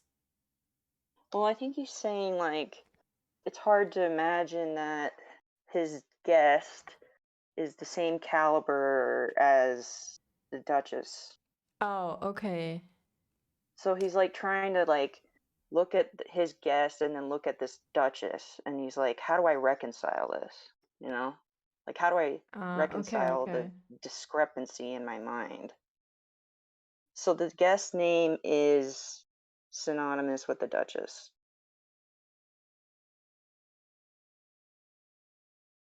Oh, you and mean then you're like saying how it's May? do you read it as I find it hard to reconcile my guest with the Duchess of the same name? Yeah. Okay. Yeah, and I think the Duchess he refers to as the Duchess of May, so his guest might be May, but it's so weird that it's just written there. All right.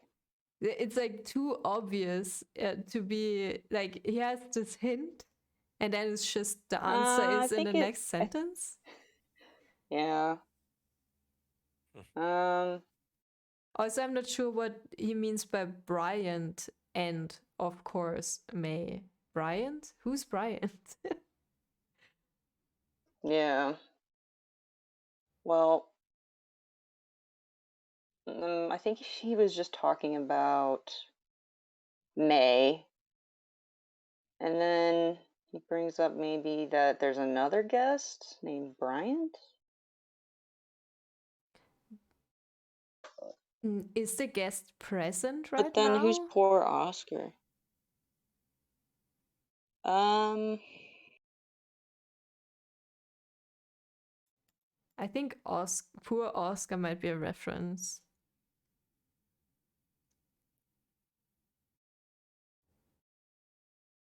Don't know if she's there right now, but you'd think so. Bryant and May are there. Okay, I will put my guest and then in brackets May question mark. Mm-hmm. I mean, we at least know that he knows someone called May, so that's something. Right. Yeah.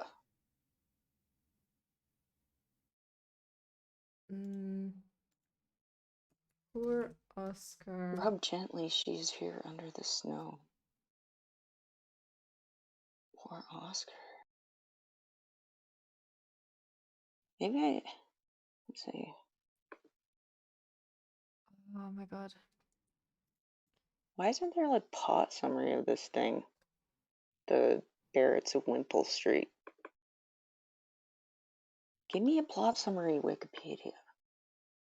Oh, it's a poem by Oscar Wilde. Yeah, I was also just getting to Oscar Wilde.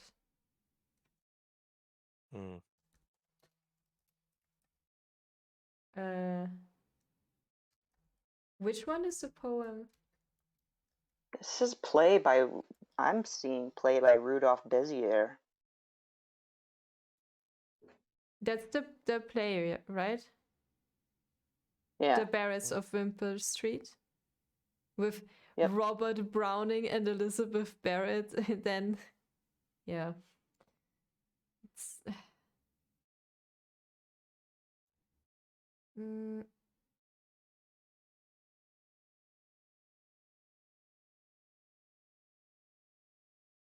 But is there a quote from Oscar Wilde? Or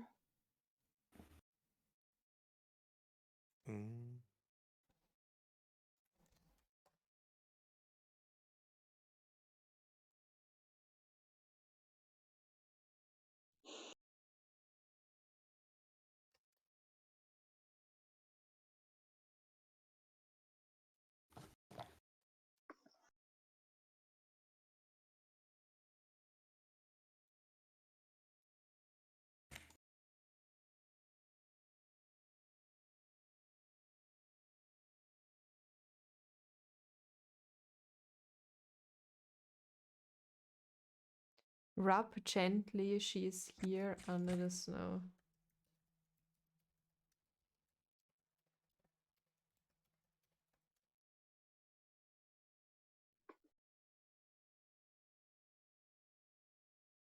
Oh. The poem goes a little bit differently, though. Yes, it is different. It's a poem. Oscar Wilde's poem? Yeah. I know Oscar Wilde. Oscar Wilde's cool. Tread lightly, she's near under the snow. And he says, rub gently, she's here under the snow. Poor Oscar. What does that mean, rub gently? In the poem.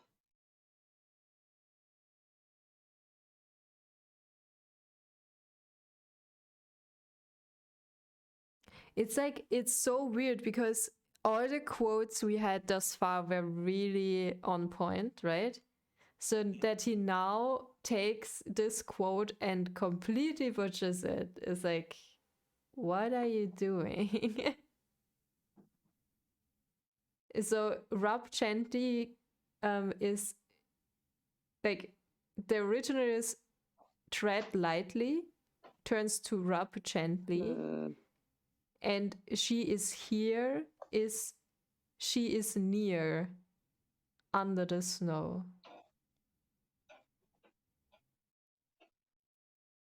And then it's speak gently, she can hear.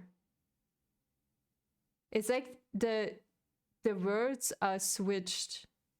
Wait, I need to write this down. Science.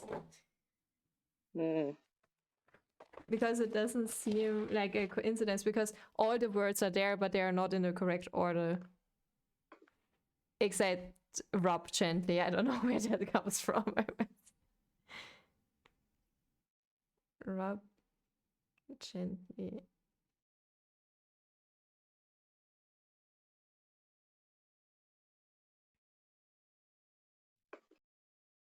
Found poem analysis.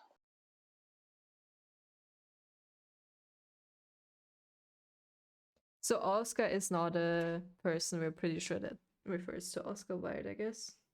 Yeah, probably. We're pretty sure. And then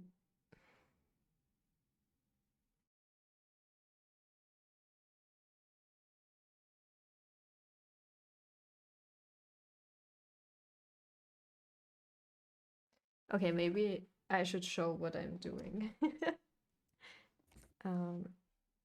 Rub gently. Okay, so we have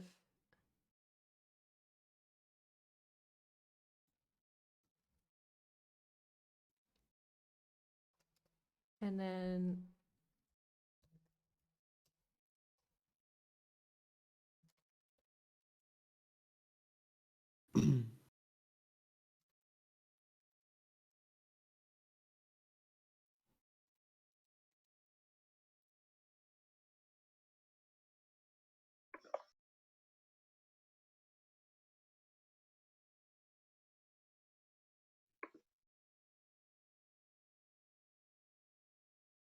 Then he does another poem by Frances Thompson.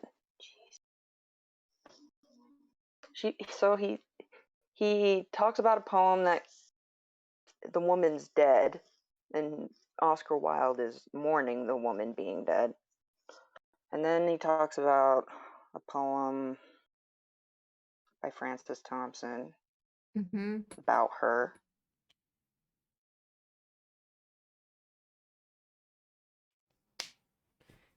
what's the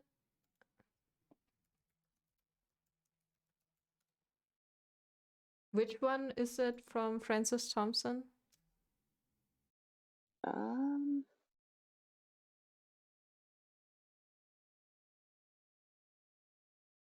Dream Tryst?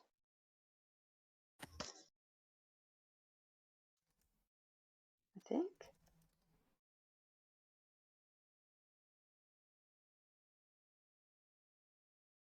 Nor can her eyes go out. So. Oh, okay, wait. He sold matches is also reference to Frances Thompson? Maybe. Because if you Google him, it says he was poor, sleeping on the banks of the Thames with London's homeless and selling matches just to stay alive. Yeah. So I'm pretty sure that's connected. But which that nor can her eyes go out is from him, or? Yeah, nor can her eyes go out is from Frances Thompson poem. Dream Tryst. But that's 1-to-1 again, right? Yeah.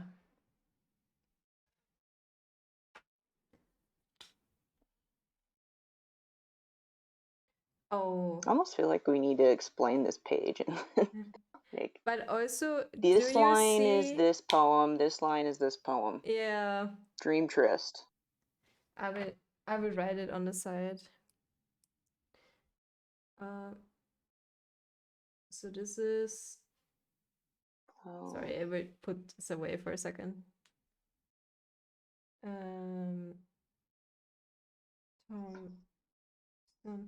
I just noticed something else.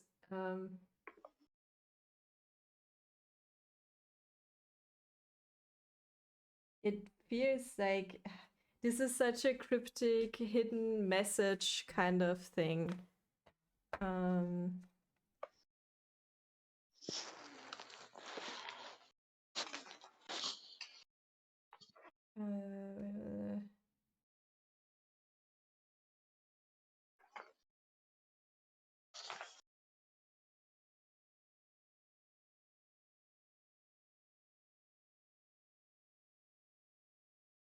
Okay, I hope that's understandable what I did there.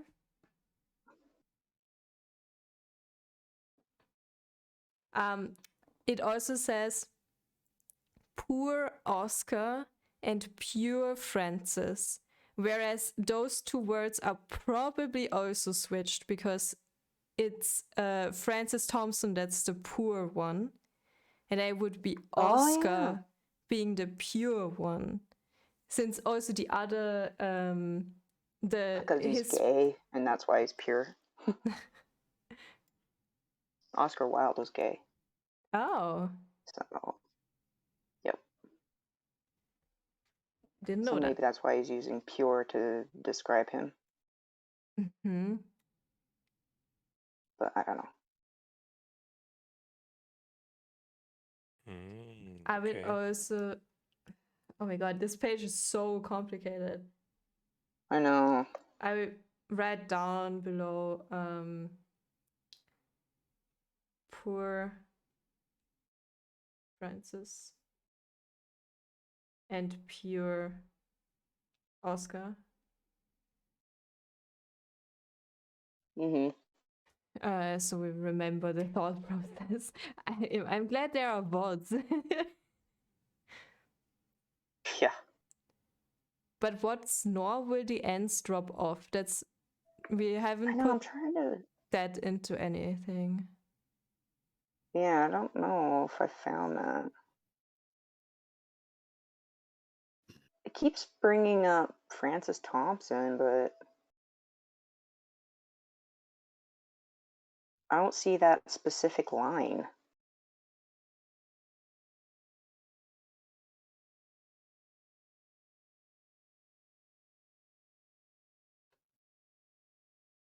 Where's that in the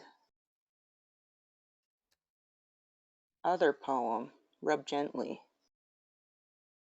Does the ends drop up in that one? Wait. I have too many things. Okay. No. Nothing about nor will the ends drop off. It's also from the 1, 2, 3, 4, 5, 6. It doesn't fit into the Oscar Wilde poem word wise, like from I'm not sure how this is called, but you know, a poem also has like rules or whatever. I mean, her hair fell to dust. The hair ends fell to dust. But yeah, I don't know. Where's this going? What's the Thompson poem again?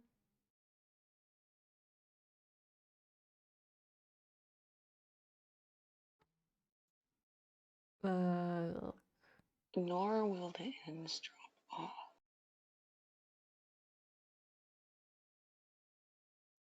I mean, I'm not sure if the like content of the poem is important, but it seems like the Oscar Wilde poem is about a innocent girl. Yeah, the Oscar Wilde poem. Or about losing her virginity? Question mark. Describes the sorrow he felt over the passing and burial of a young woman. Oh, okay. So It's the same as losing her virginity. it's interesting how the lily Yeah.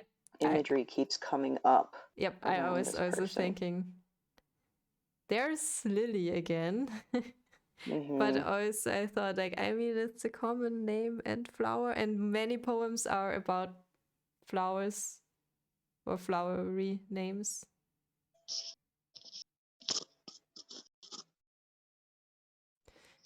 Well, he hooked up with. Well, we think he hooked up with Flora, aka we thought Lily. And then he's like, but I think I'm letting the poor girl down after the Francis Thompson part. I also don't understand why when you Google nor will the ends drop off, you get to Dream Trist. I don't understand this. Yeah, I don't get why Trist, that dream thing comes up, but then it's not in there when you look at the poem.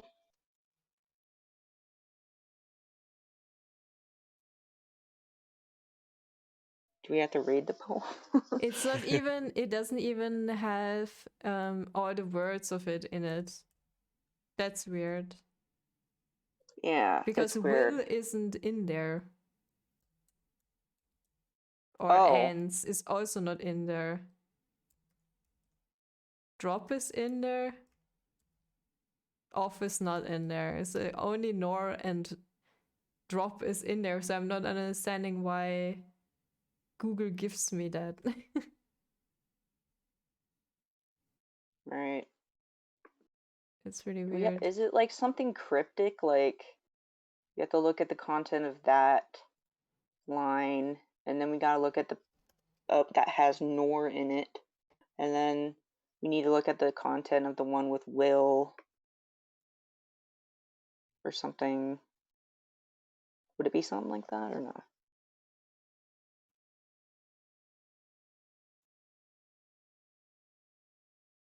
Well, there's only one line with nor, right?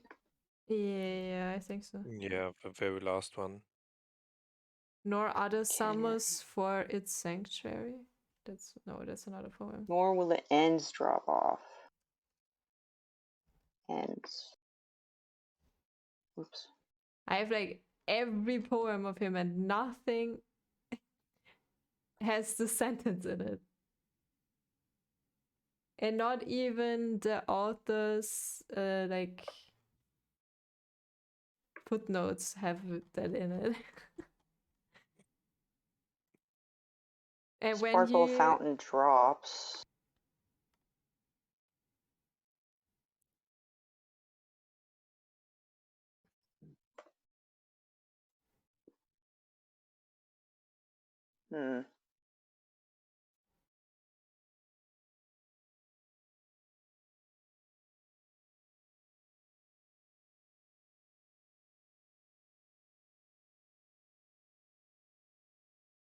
It's nor can her eyes go out and the sparkle of the fountain drops. Yeah. I don't know why it keeps bringing that up.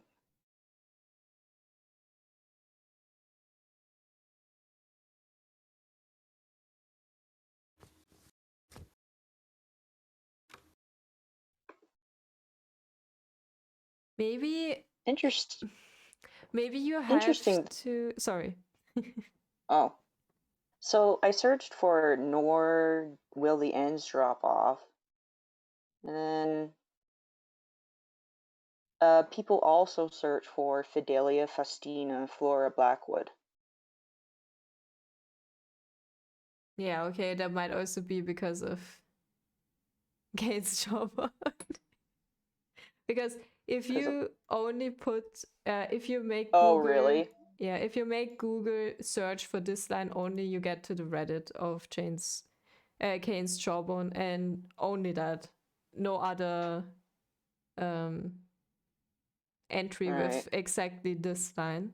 But I was thinking maybe you have to reorder the words because of Mhm. the rub gently, she is here under the snow, and also the poor and the pure, because you Mhm. have this like kind of fuck it up, but I don't know. It seems like this super cryptic, like a secret message, and you have the key is those lines chambered, but I'm not sure how to apply this to anything else. Hmm.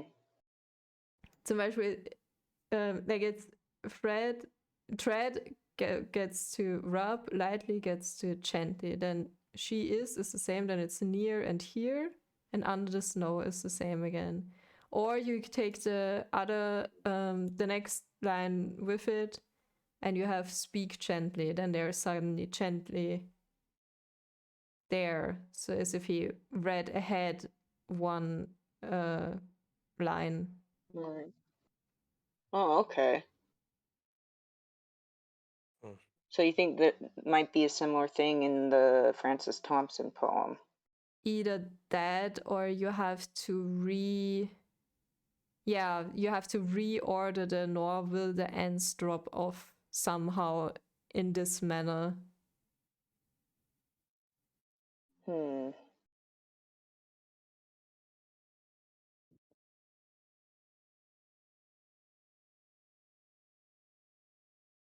Or you have to apply it to nor will the ends drop off, and nor can her eyes go out, to scramble those in the same way, those two. Because you have nor Yeah. is the same again. Mhm. Not sure. It feels to me like do you have to switch around some words to make sense of this page?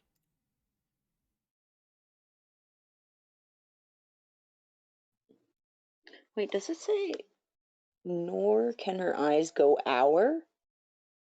Not out? Oh, you're right. Am I right? Yep. It says hour. Interesting. So what does that mean? That it doesn't say out? Are we getting too hung up on this or what? Okay, wait. It's interesting though. Um, Her eyes were clear, her eyes were hopes, was in the Trist poem. it's the last paragraph, right? Only the last one. Yeah, nor can her eyes go out is the last line. So, and we have instead nor will the ends drop off, and nor can her eyes go hour. Go hour? Why?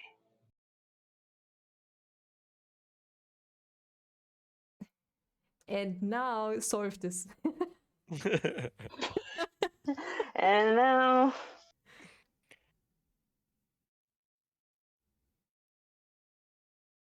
Poor I Oscar, still think pure it's almost like he Francis. jumbles up both the poem Dream Trist and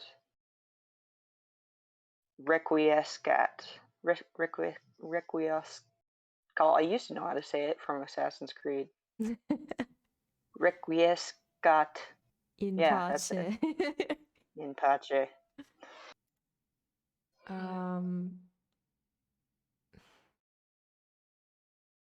Nor can her eyes go out, so it's only the last word. Is there Because an hour in the poem? No. I don't know. Yes, no, no. Wait, where is this? Google, show me. What?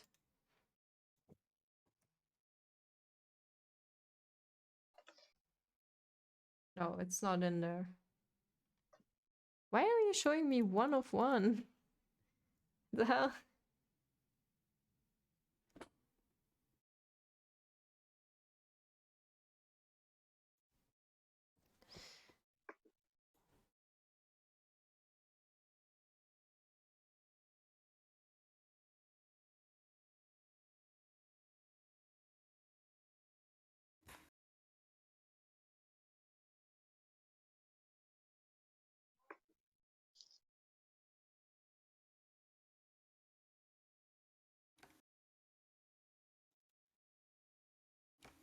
Cause okay, so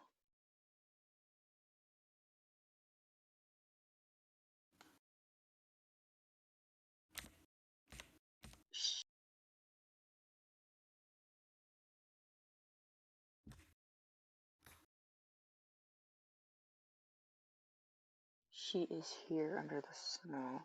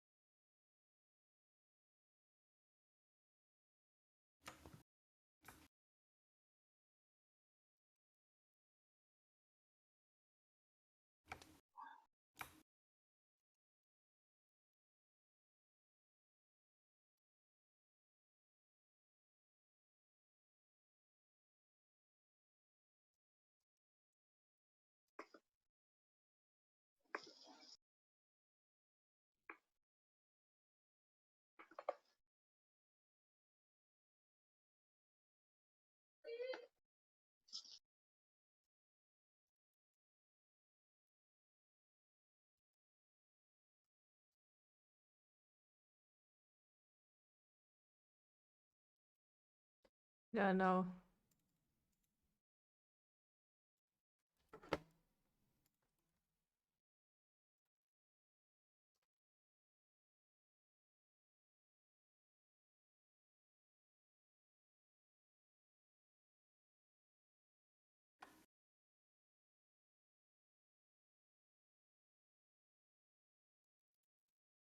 I think that's like a page that needs a whole sessions to figure out.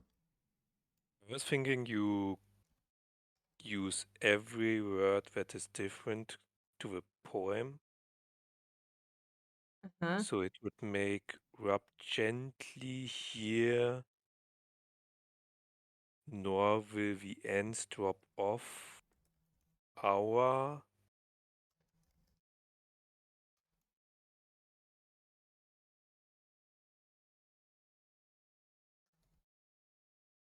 And there's something missing. Wait.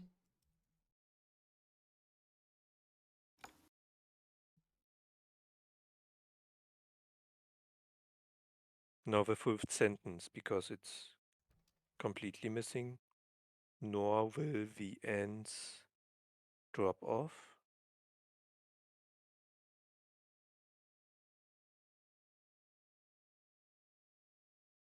Rub gently here, okay.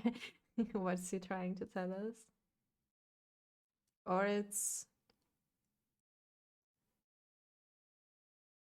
I mean, gently is technically in there, but...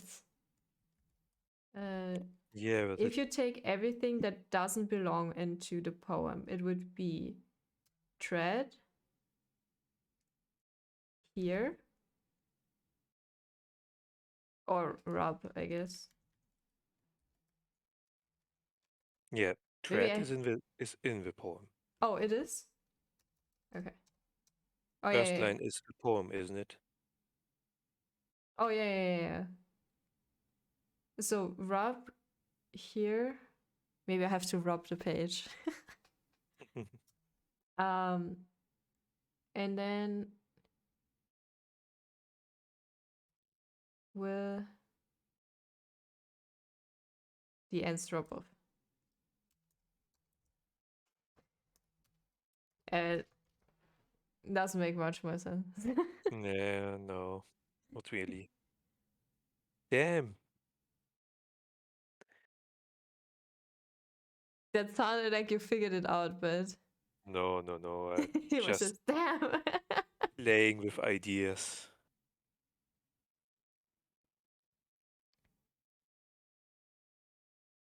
But rum alone's the tipple and the heart's delight. Rum is alone the tipple.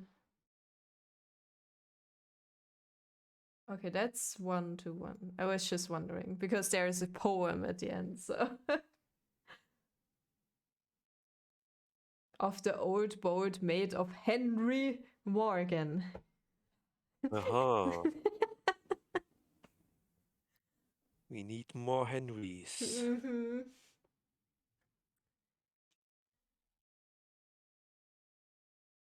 Wait, is that Captain Morgan? Probably.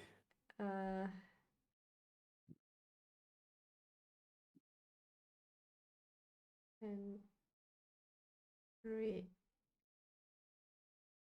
I'm always wondering if it's coincidence that all the names keep coming up or if that's on purpose.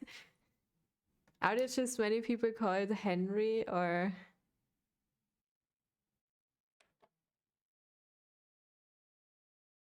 But that's 1-1. Mm-hmm.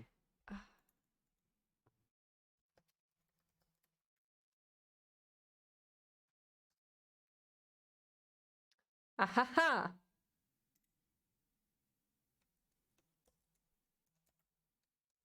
There's another poem in there. Nice. No, it's not. Why? It lied to me. Wait.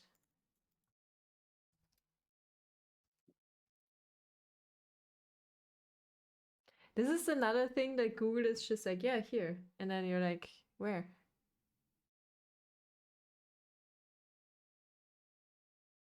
Yeah, you have pink, and she.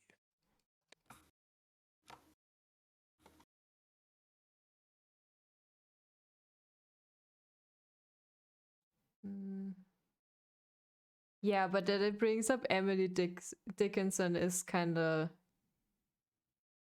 random. Mm-hmm. No. No, no, no. So I'll be away for today. Yeah, no problem. Bye-bye. Bye. Have fun. Thank Bye. you.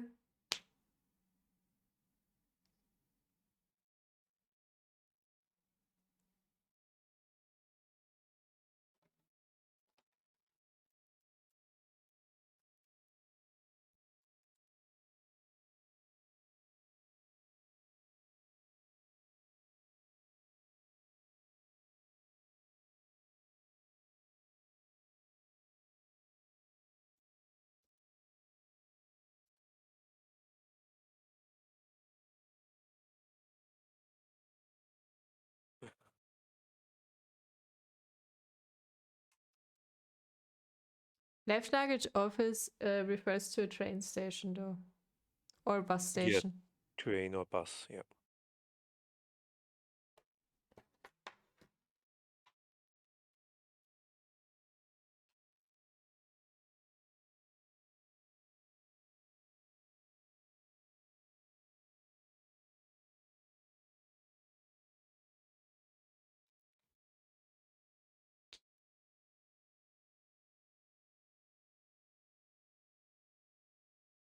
I wonder if with Alexander he talks about himself.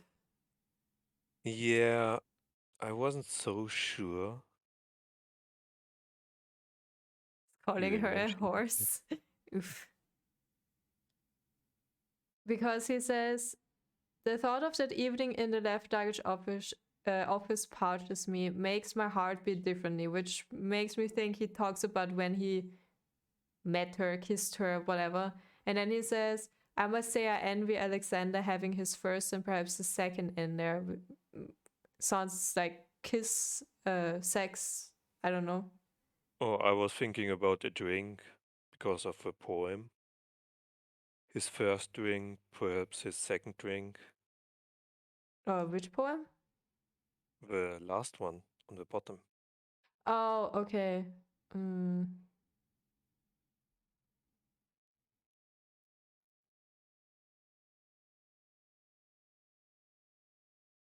Well, I was thinking makes my heart beat differently was something they did.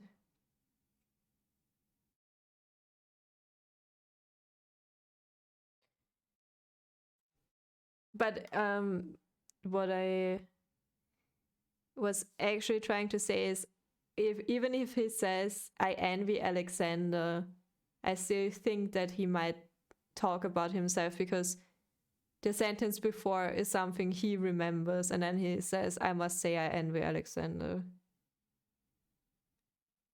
So he's talking about his past. Yeah. Okay. But not sure if he's the writer. I just put Alexander, we know, we believe that anyway. I just mean it doesn't disprove that he's called Alexander. I think he might just talk about himself like that for some reason.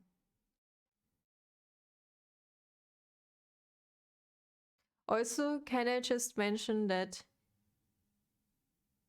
Fidelia Faustina Flora Blackwood, sister of Ebenezer Blackwood, which of course it is.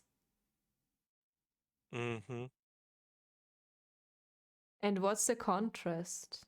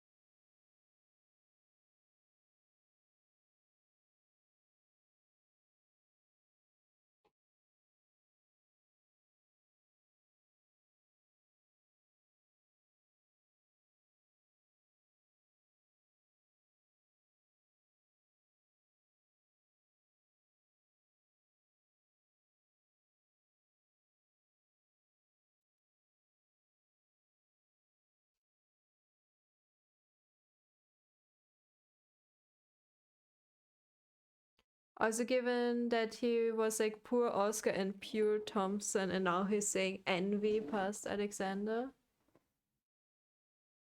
Do you mean that he might mean the opposite, or?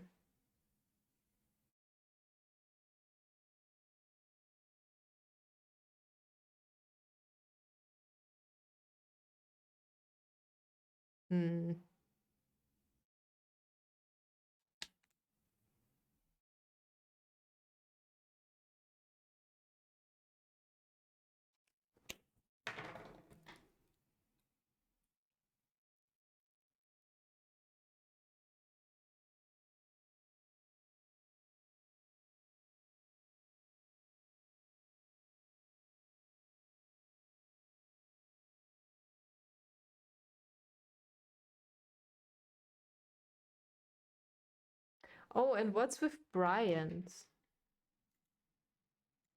I also forgot about Bryant.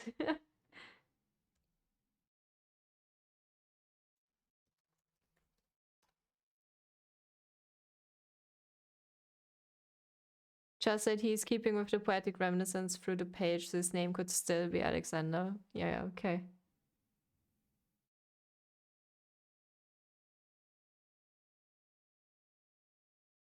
William Cullen Bryant.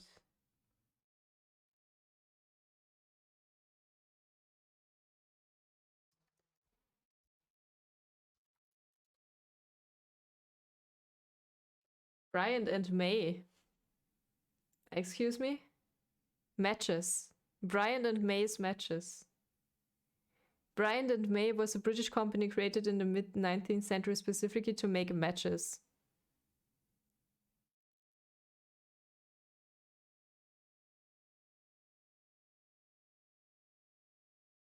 Okay.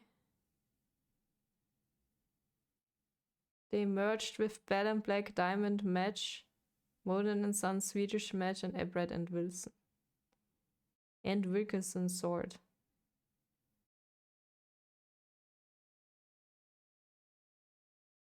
Why did I find this? I didn't want to know that.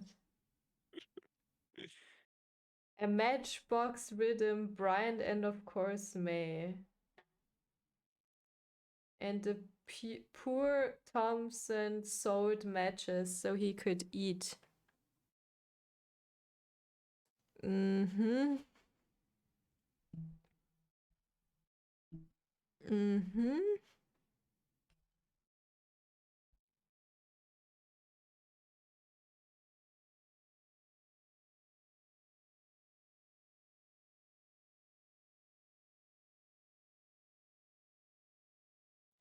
It was located in London, which would also make sense with a Wimpole Street singer.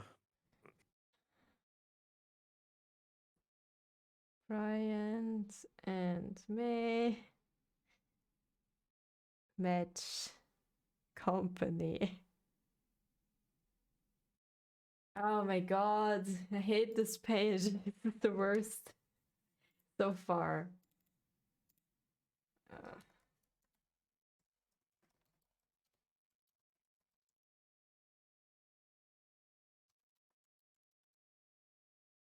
So May is not a person.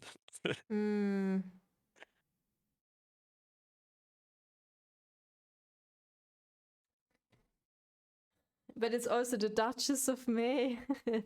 What the hell?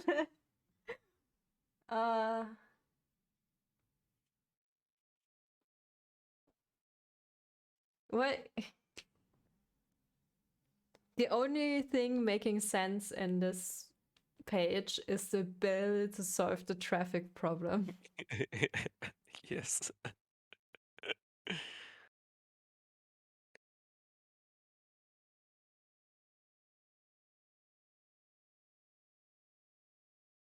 It's like it jumps from one reference to the next and it always intertwines somehow. Like it's the Duchess of May being a poem of the Wimpole Street whatever person.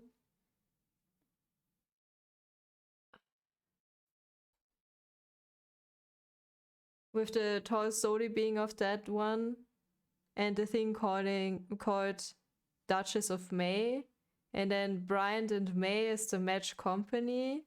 And Frances Thompson wrote, nor can her eyes go out but differently. And he was poor selling matches. And also Oscar Wilde for some reason.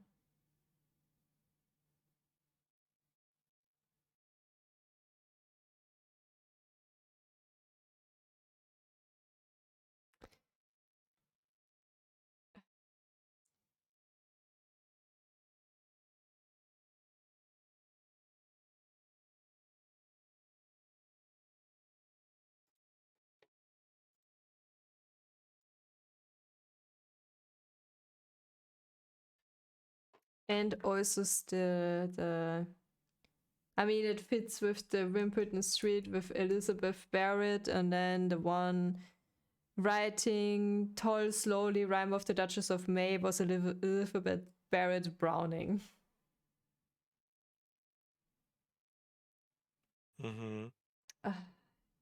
But what does that mean?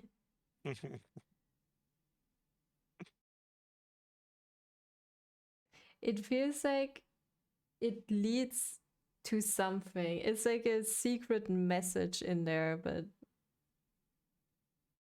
I don't understand it.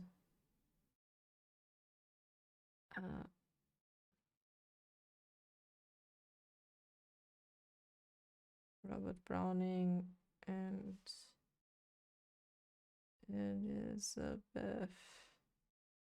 Barrett.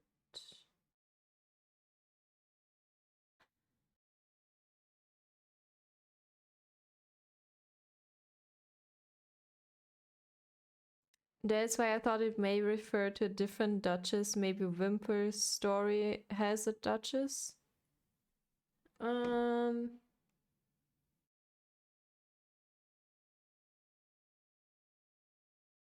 really tell me what's it about.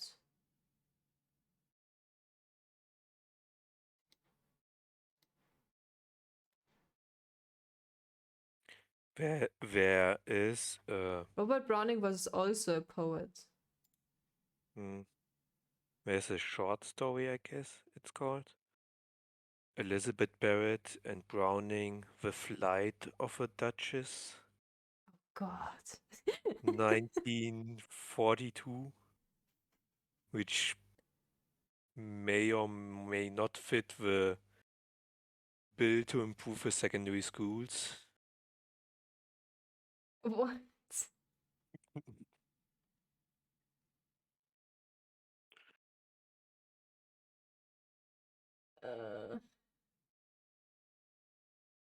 Wait, is it a double name? Elizabeth Barrett and Brownings? What do you talk about? The The author, yeah. the one of the Rime of the Duchess of May is called Elizabeth Barrett Browning. Yeah, she has a double last name, I think. Double last name. So the first name is still the same. Elizabeth. So Elizabeth Yeah. might be the guest. Maybe. Does he even have a guest?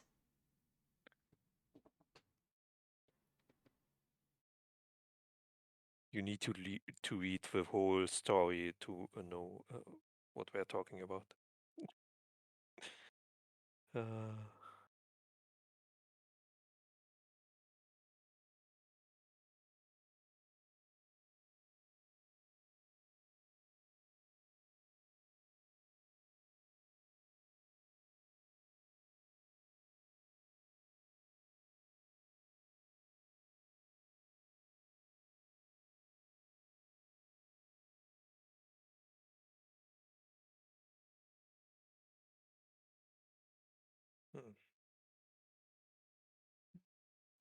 I like the poems of Elizabeth Barrett Browning.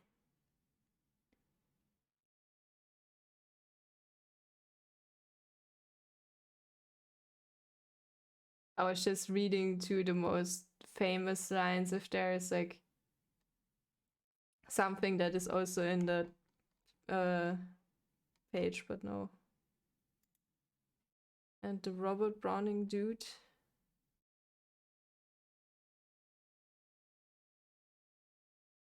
Oh my god, his article is too long. What the fuck?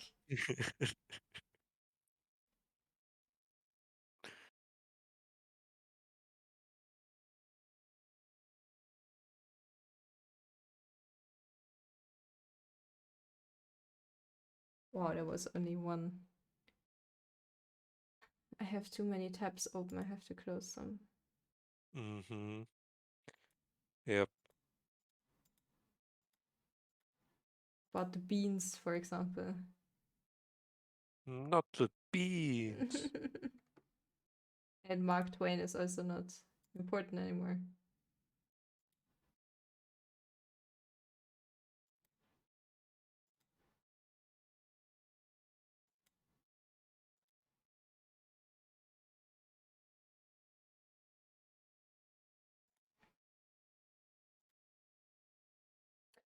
Hey, should we one more time try to connect? What did you connect with the bill to improve the secondary school now? I think you looked up the bill to improve a secondary school and you found something from 1942 or 43.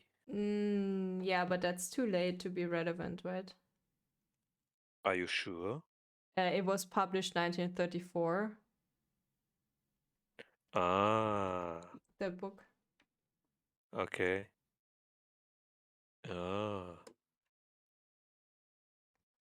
But the traffic problem was from 1930, the bill. yep, yep. Okay.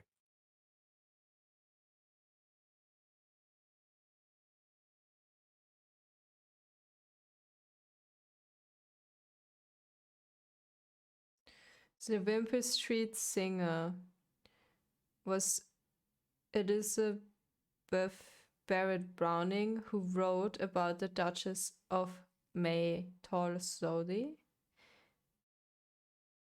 A Matchbox rhyme, Bryant and May connecting to matchboxes, because Matchbox Company.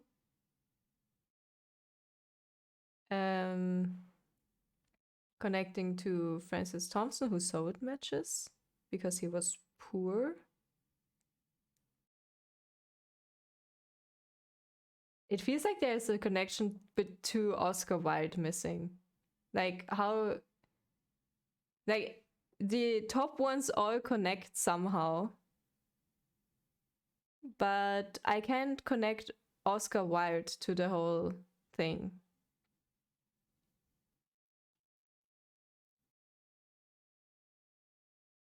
I'm not sure if that's important.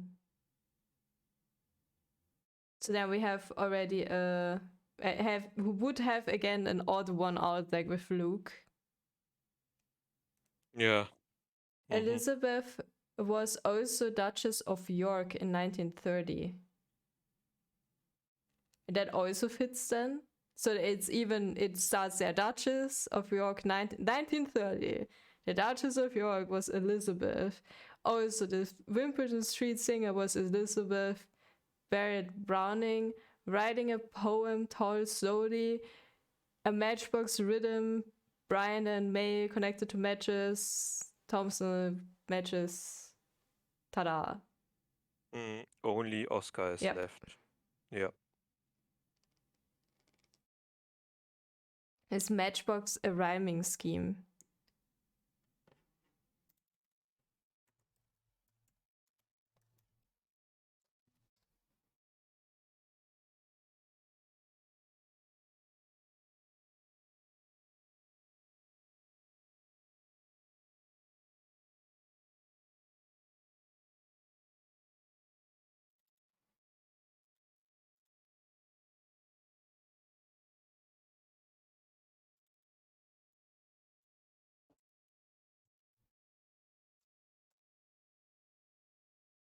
Matchbox? No. I don't find anything.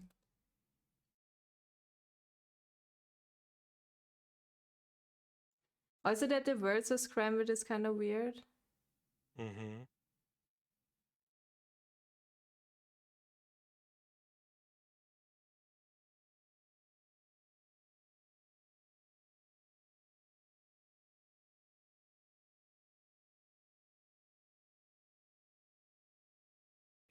Just that he is a famous poet at the time and he is gay.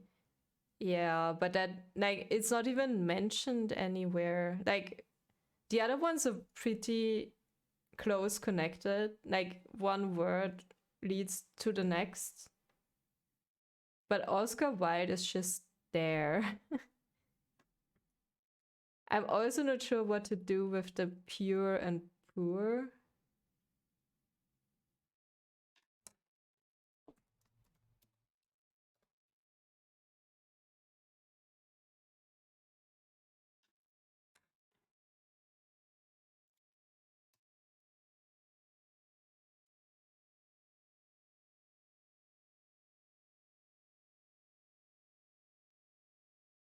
Pure, if you put in Oscar Wilde and pure, there's a quote, "The truth is rarely pure and never simple."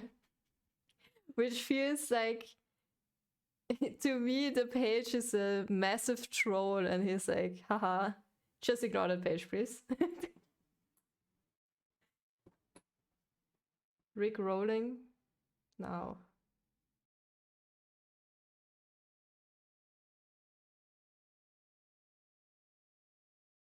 The importance of being earnest.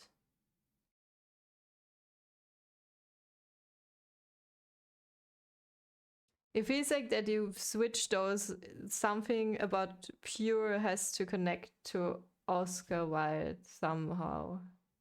And that's the most obvious thing coming up. The pure and simple truth is rarely pure and never simple.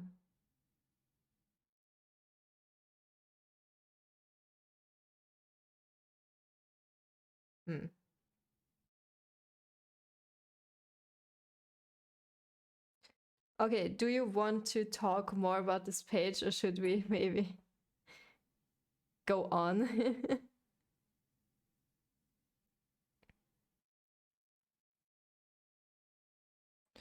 Oscar is brought up because the poem about his sadness of laying a girl to rest, so then the narrator says, I feel I'm letting the girl down. That's true.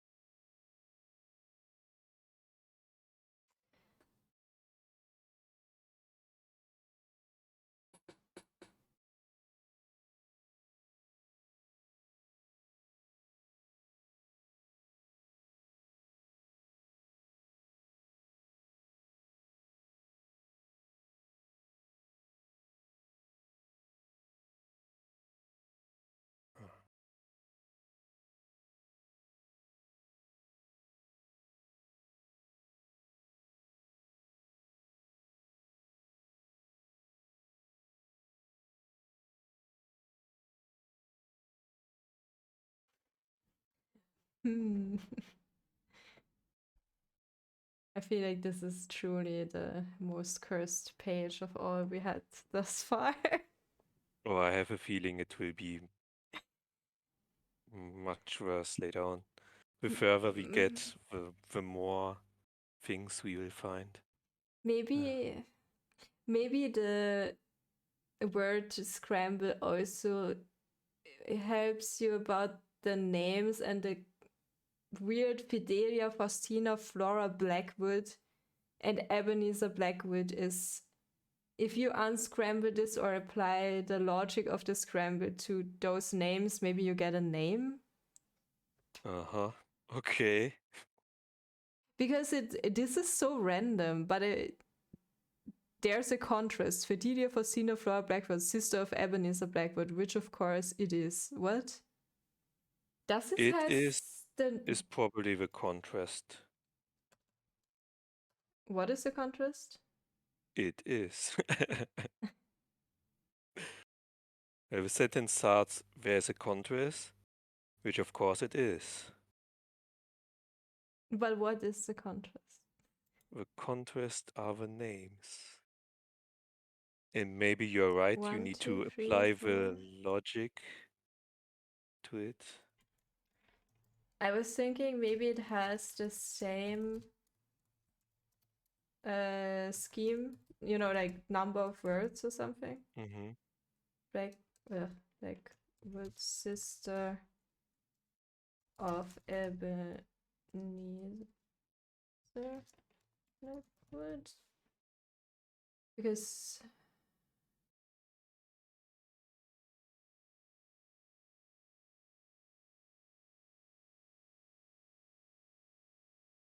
but it doesn't.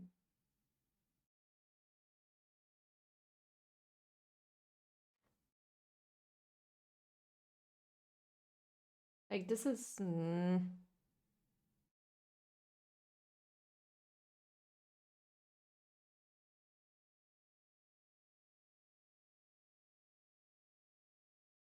Wait, does he say something nice about anyone here?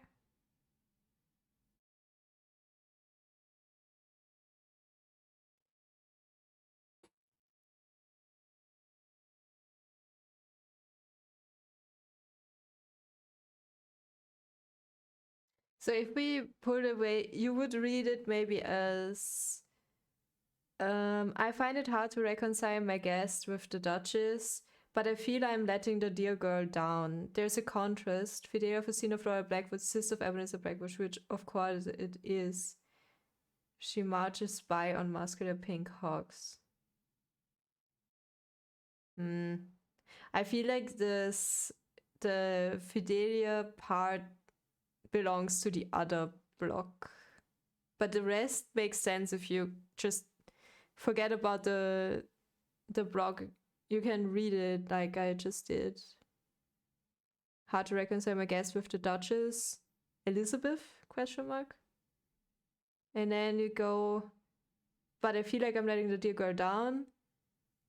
And then she marches by on muscular pink hawks, the thought of that evening, blah, blah, blah.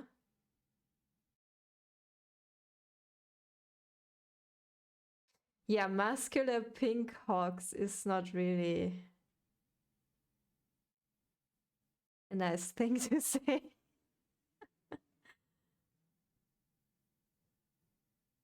So the guest, he compares to a horse or maybe a pig, question mark, because pink. And the Duchess of Elizabeth does...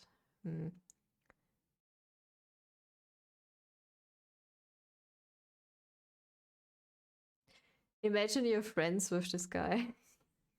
You're like, what?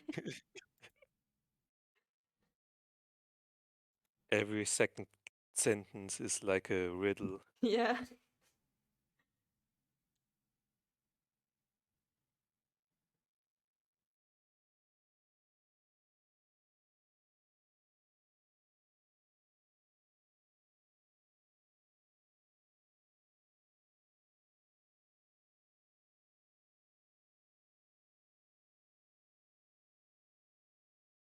Yeah, but the person, the guest, and the one with the pink hawks, is that not the same person?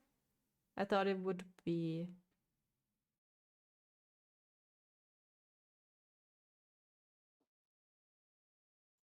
If you only take the names.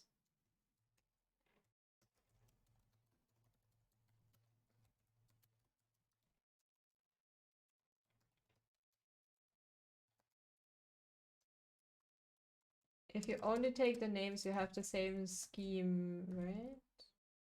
Not really.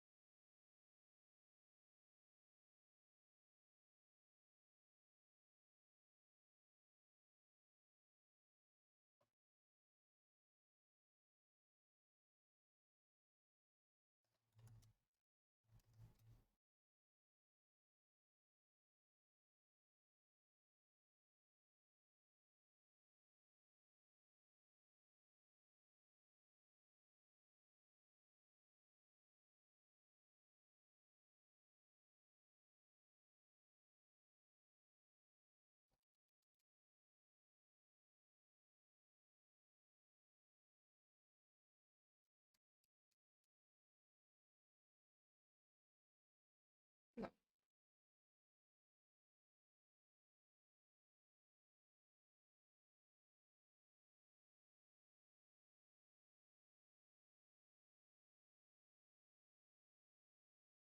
What is with 1942?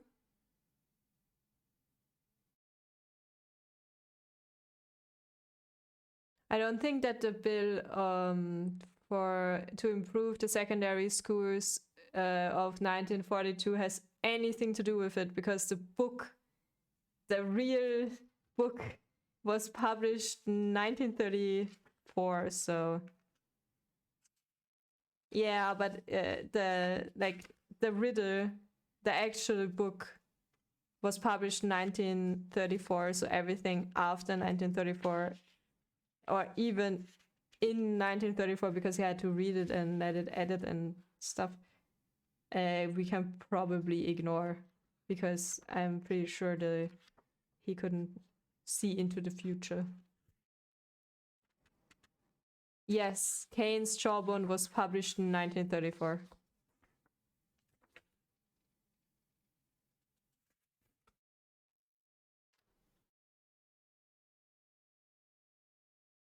Yeah.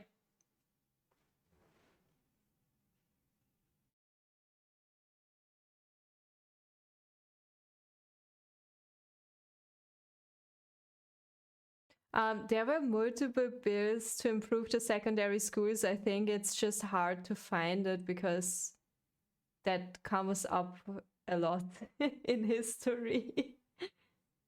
When I googled it,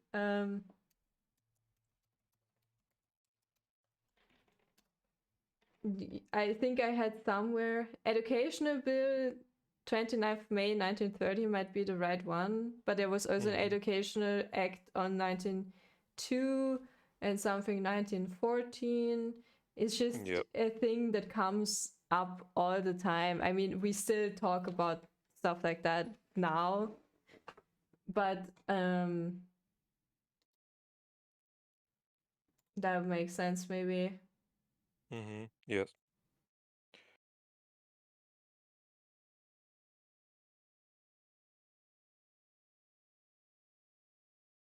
No, that's not even. Not sure if that is even.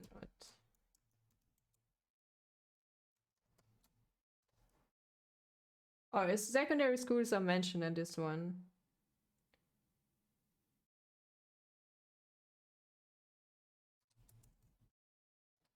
A lot, actually. So that might be the one they mean.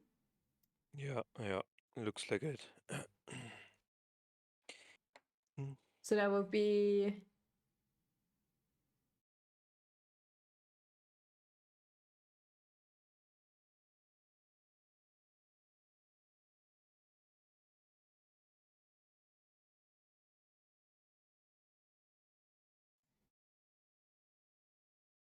I'm not sure when this was agreed on, though.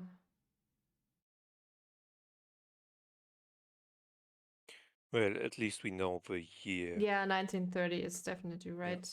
Because this is just it seems like this is just so that the parliament looks over this again, so I'm not sure if the date is right then.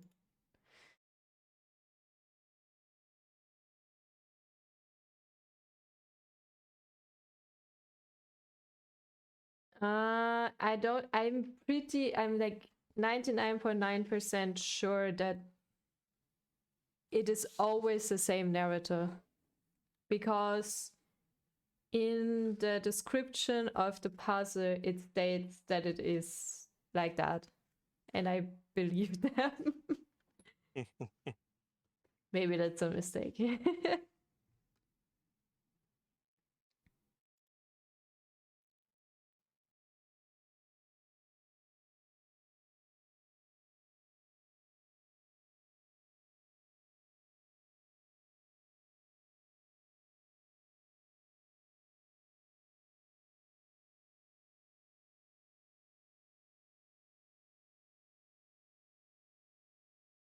Maybe here will the ends drop off just means get rid of the blackwood.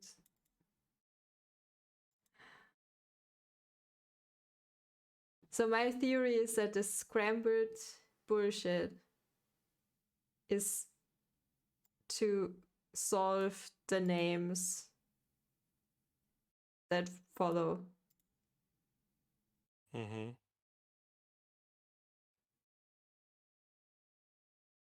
But yeah. I mean,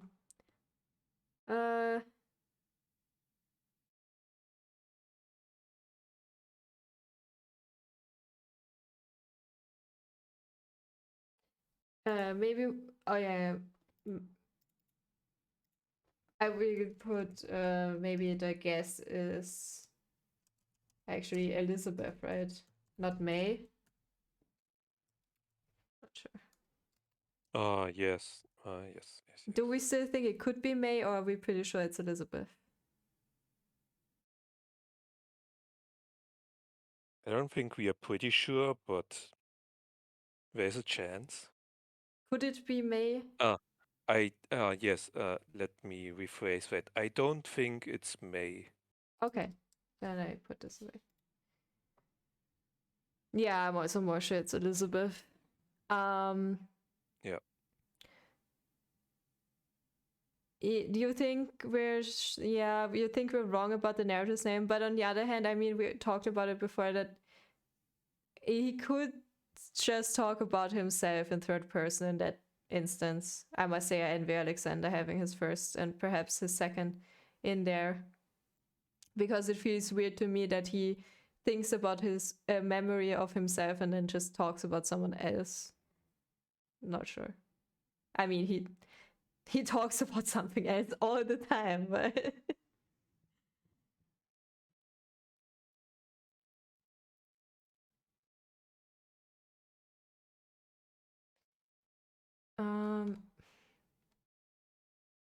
it's actually the only date we have, like actual Yeah. date.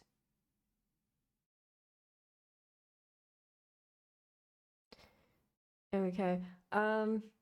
Should we talk more about this page, or should we go on for now? Maybe come back on another day or later, or I don't think we should talk about this page any longer, but I would also leave for today. It's getting late. yeah, sure, that's fine. We can also stop for now. Or do you? It depends on how complicated the pages are. But No, I'm gonna leave now. If you wanna continue, I'm gonna watch it later on and yep. see what I can find out. Guess that's it. How long am I streaming? 3 hours? Okay, no, it's enough.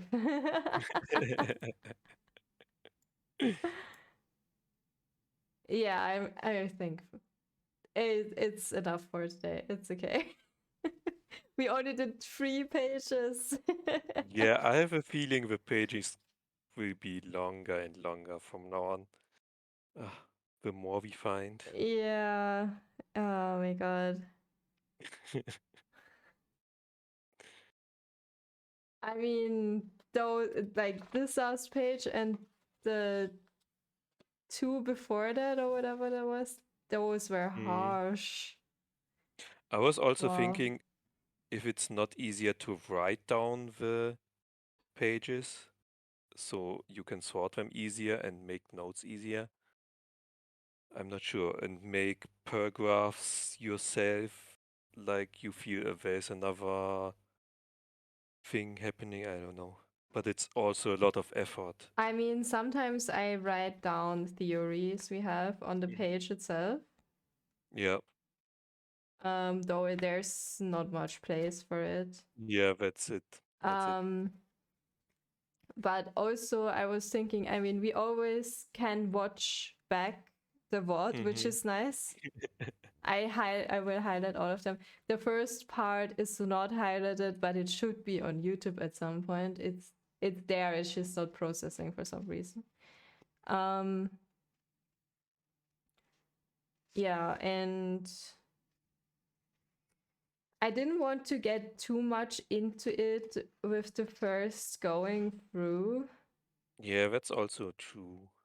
But I also thought, I mean, it would probably be easier if I had like a giant, like detective's wall with lines and stuff.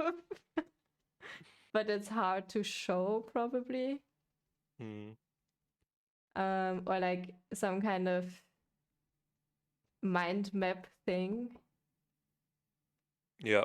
But I think once we went, I'm not sure, but I think it makes sense to skim, like read every page first and write down the names. And I mean, we already pieced together some things and have like a understanding of the word and some characters maybe.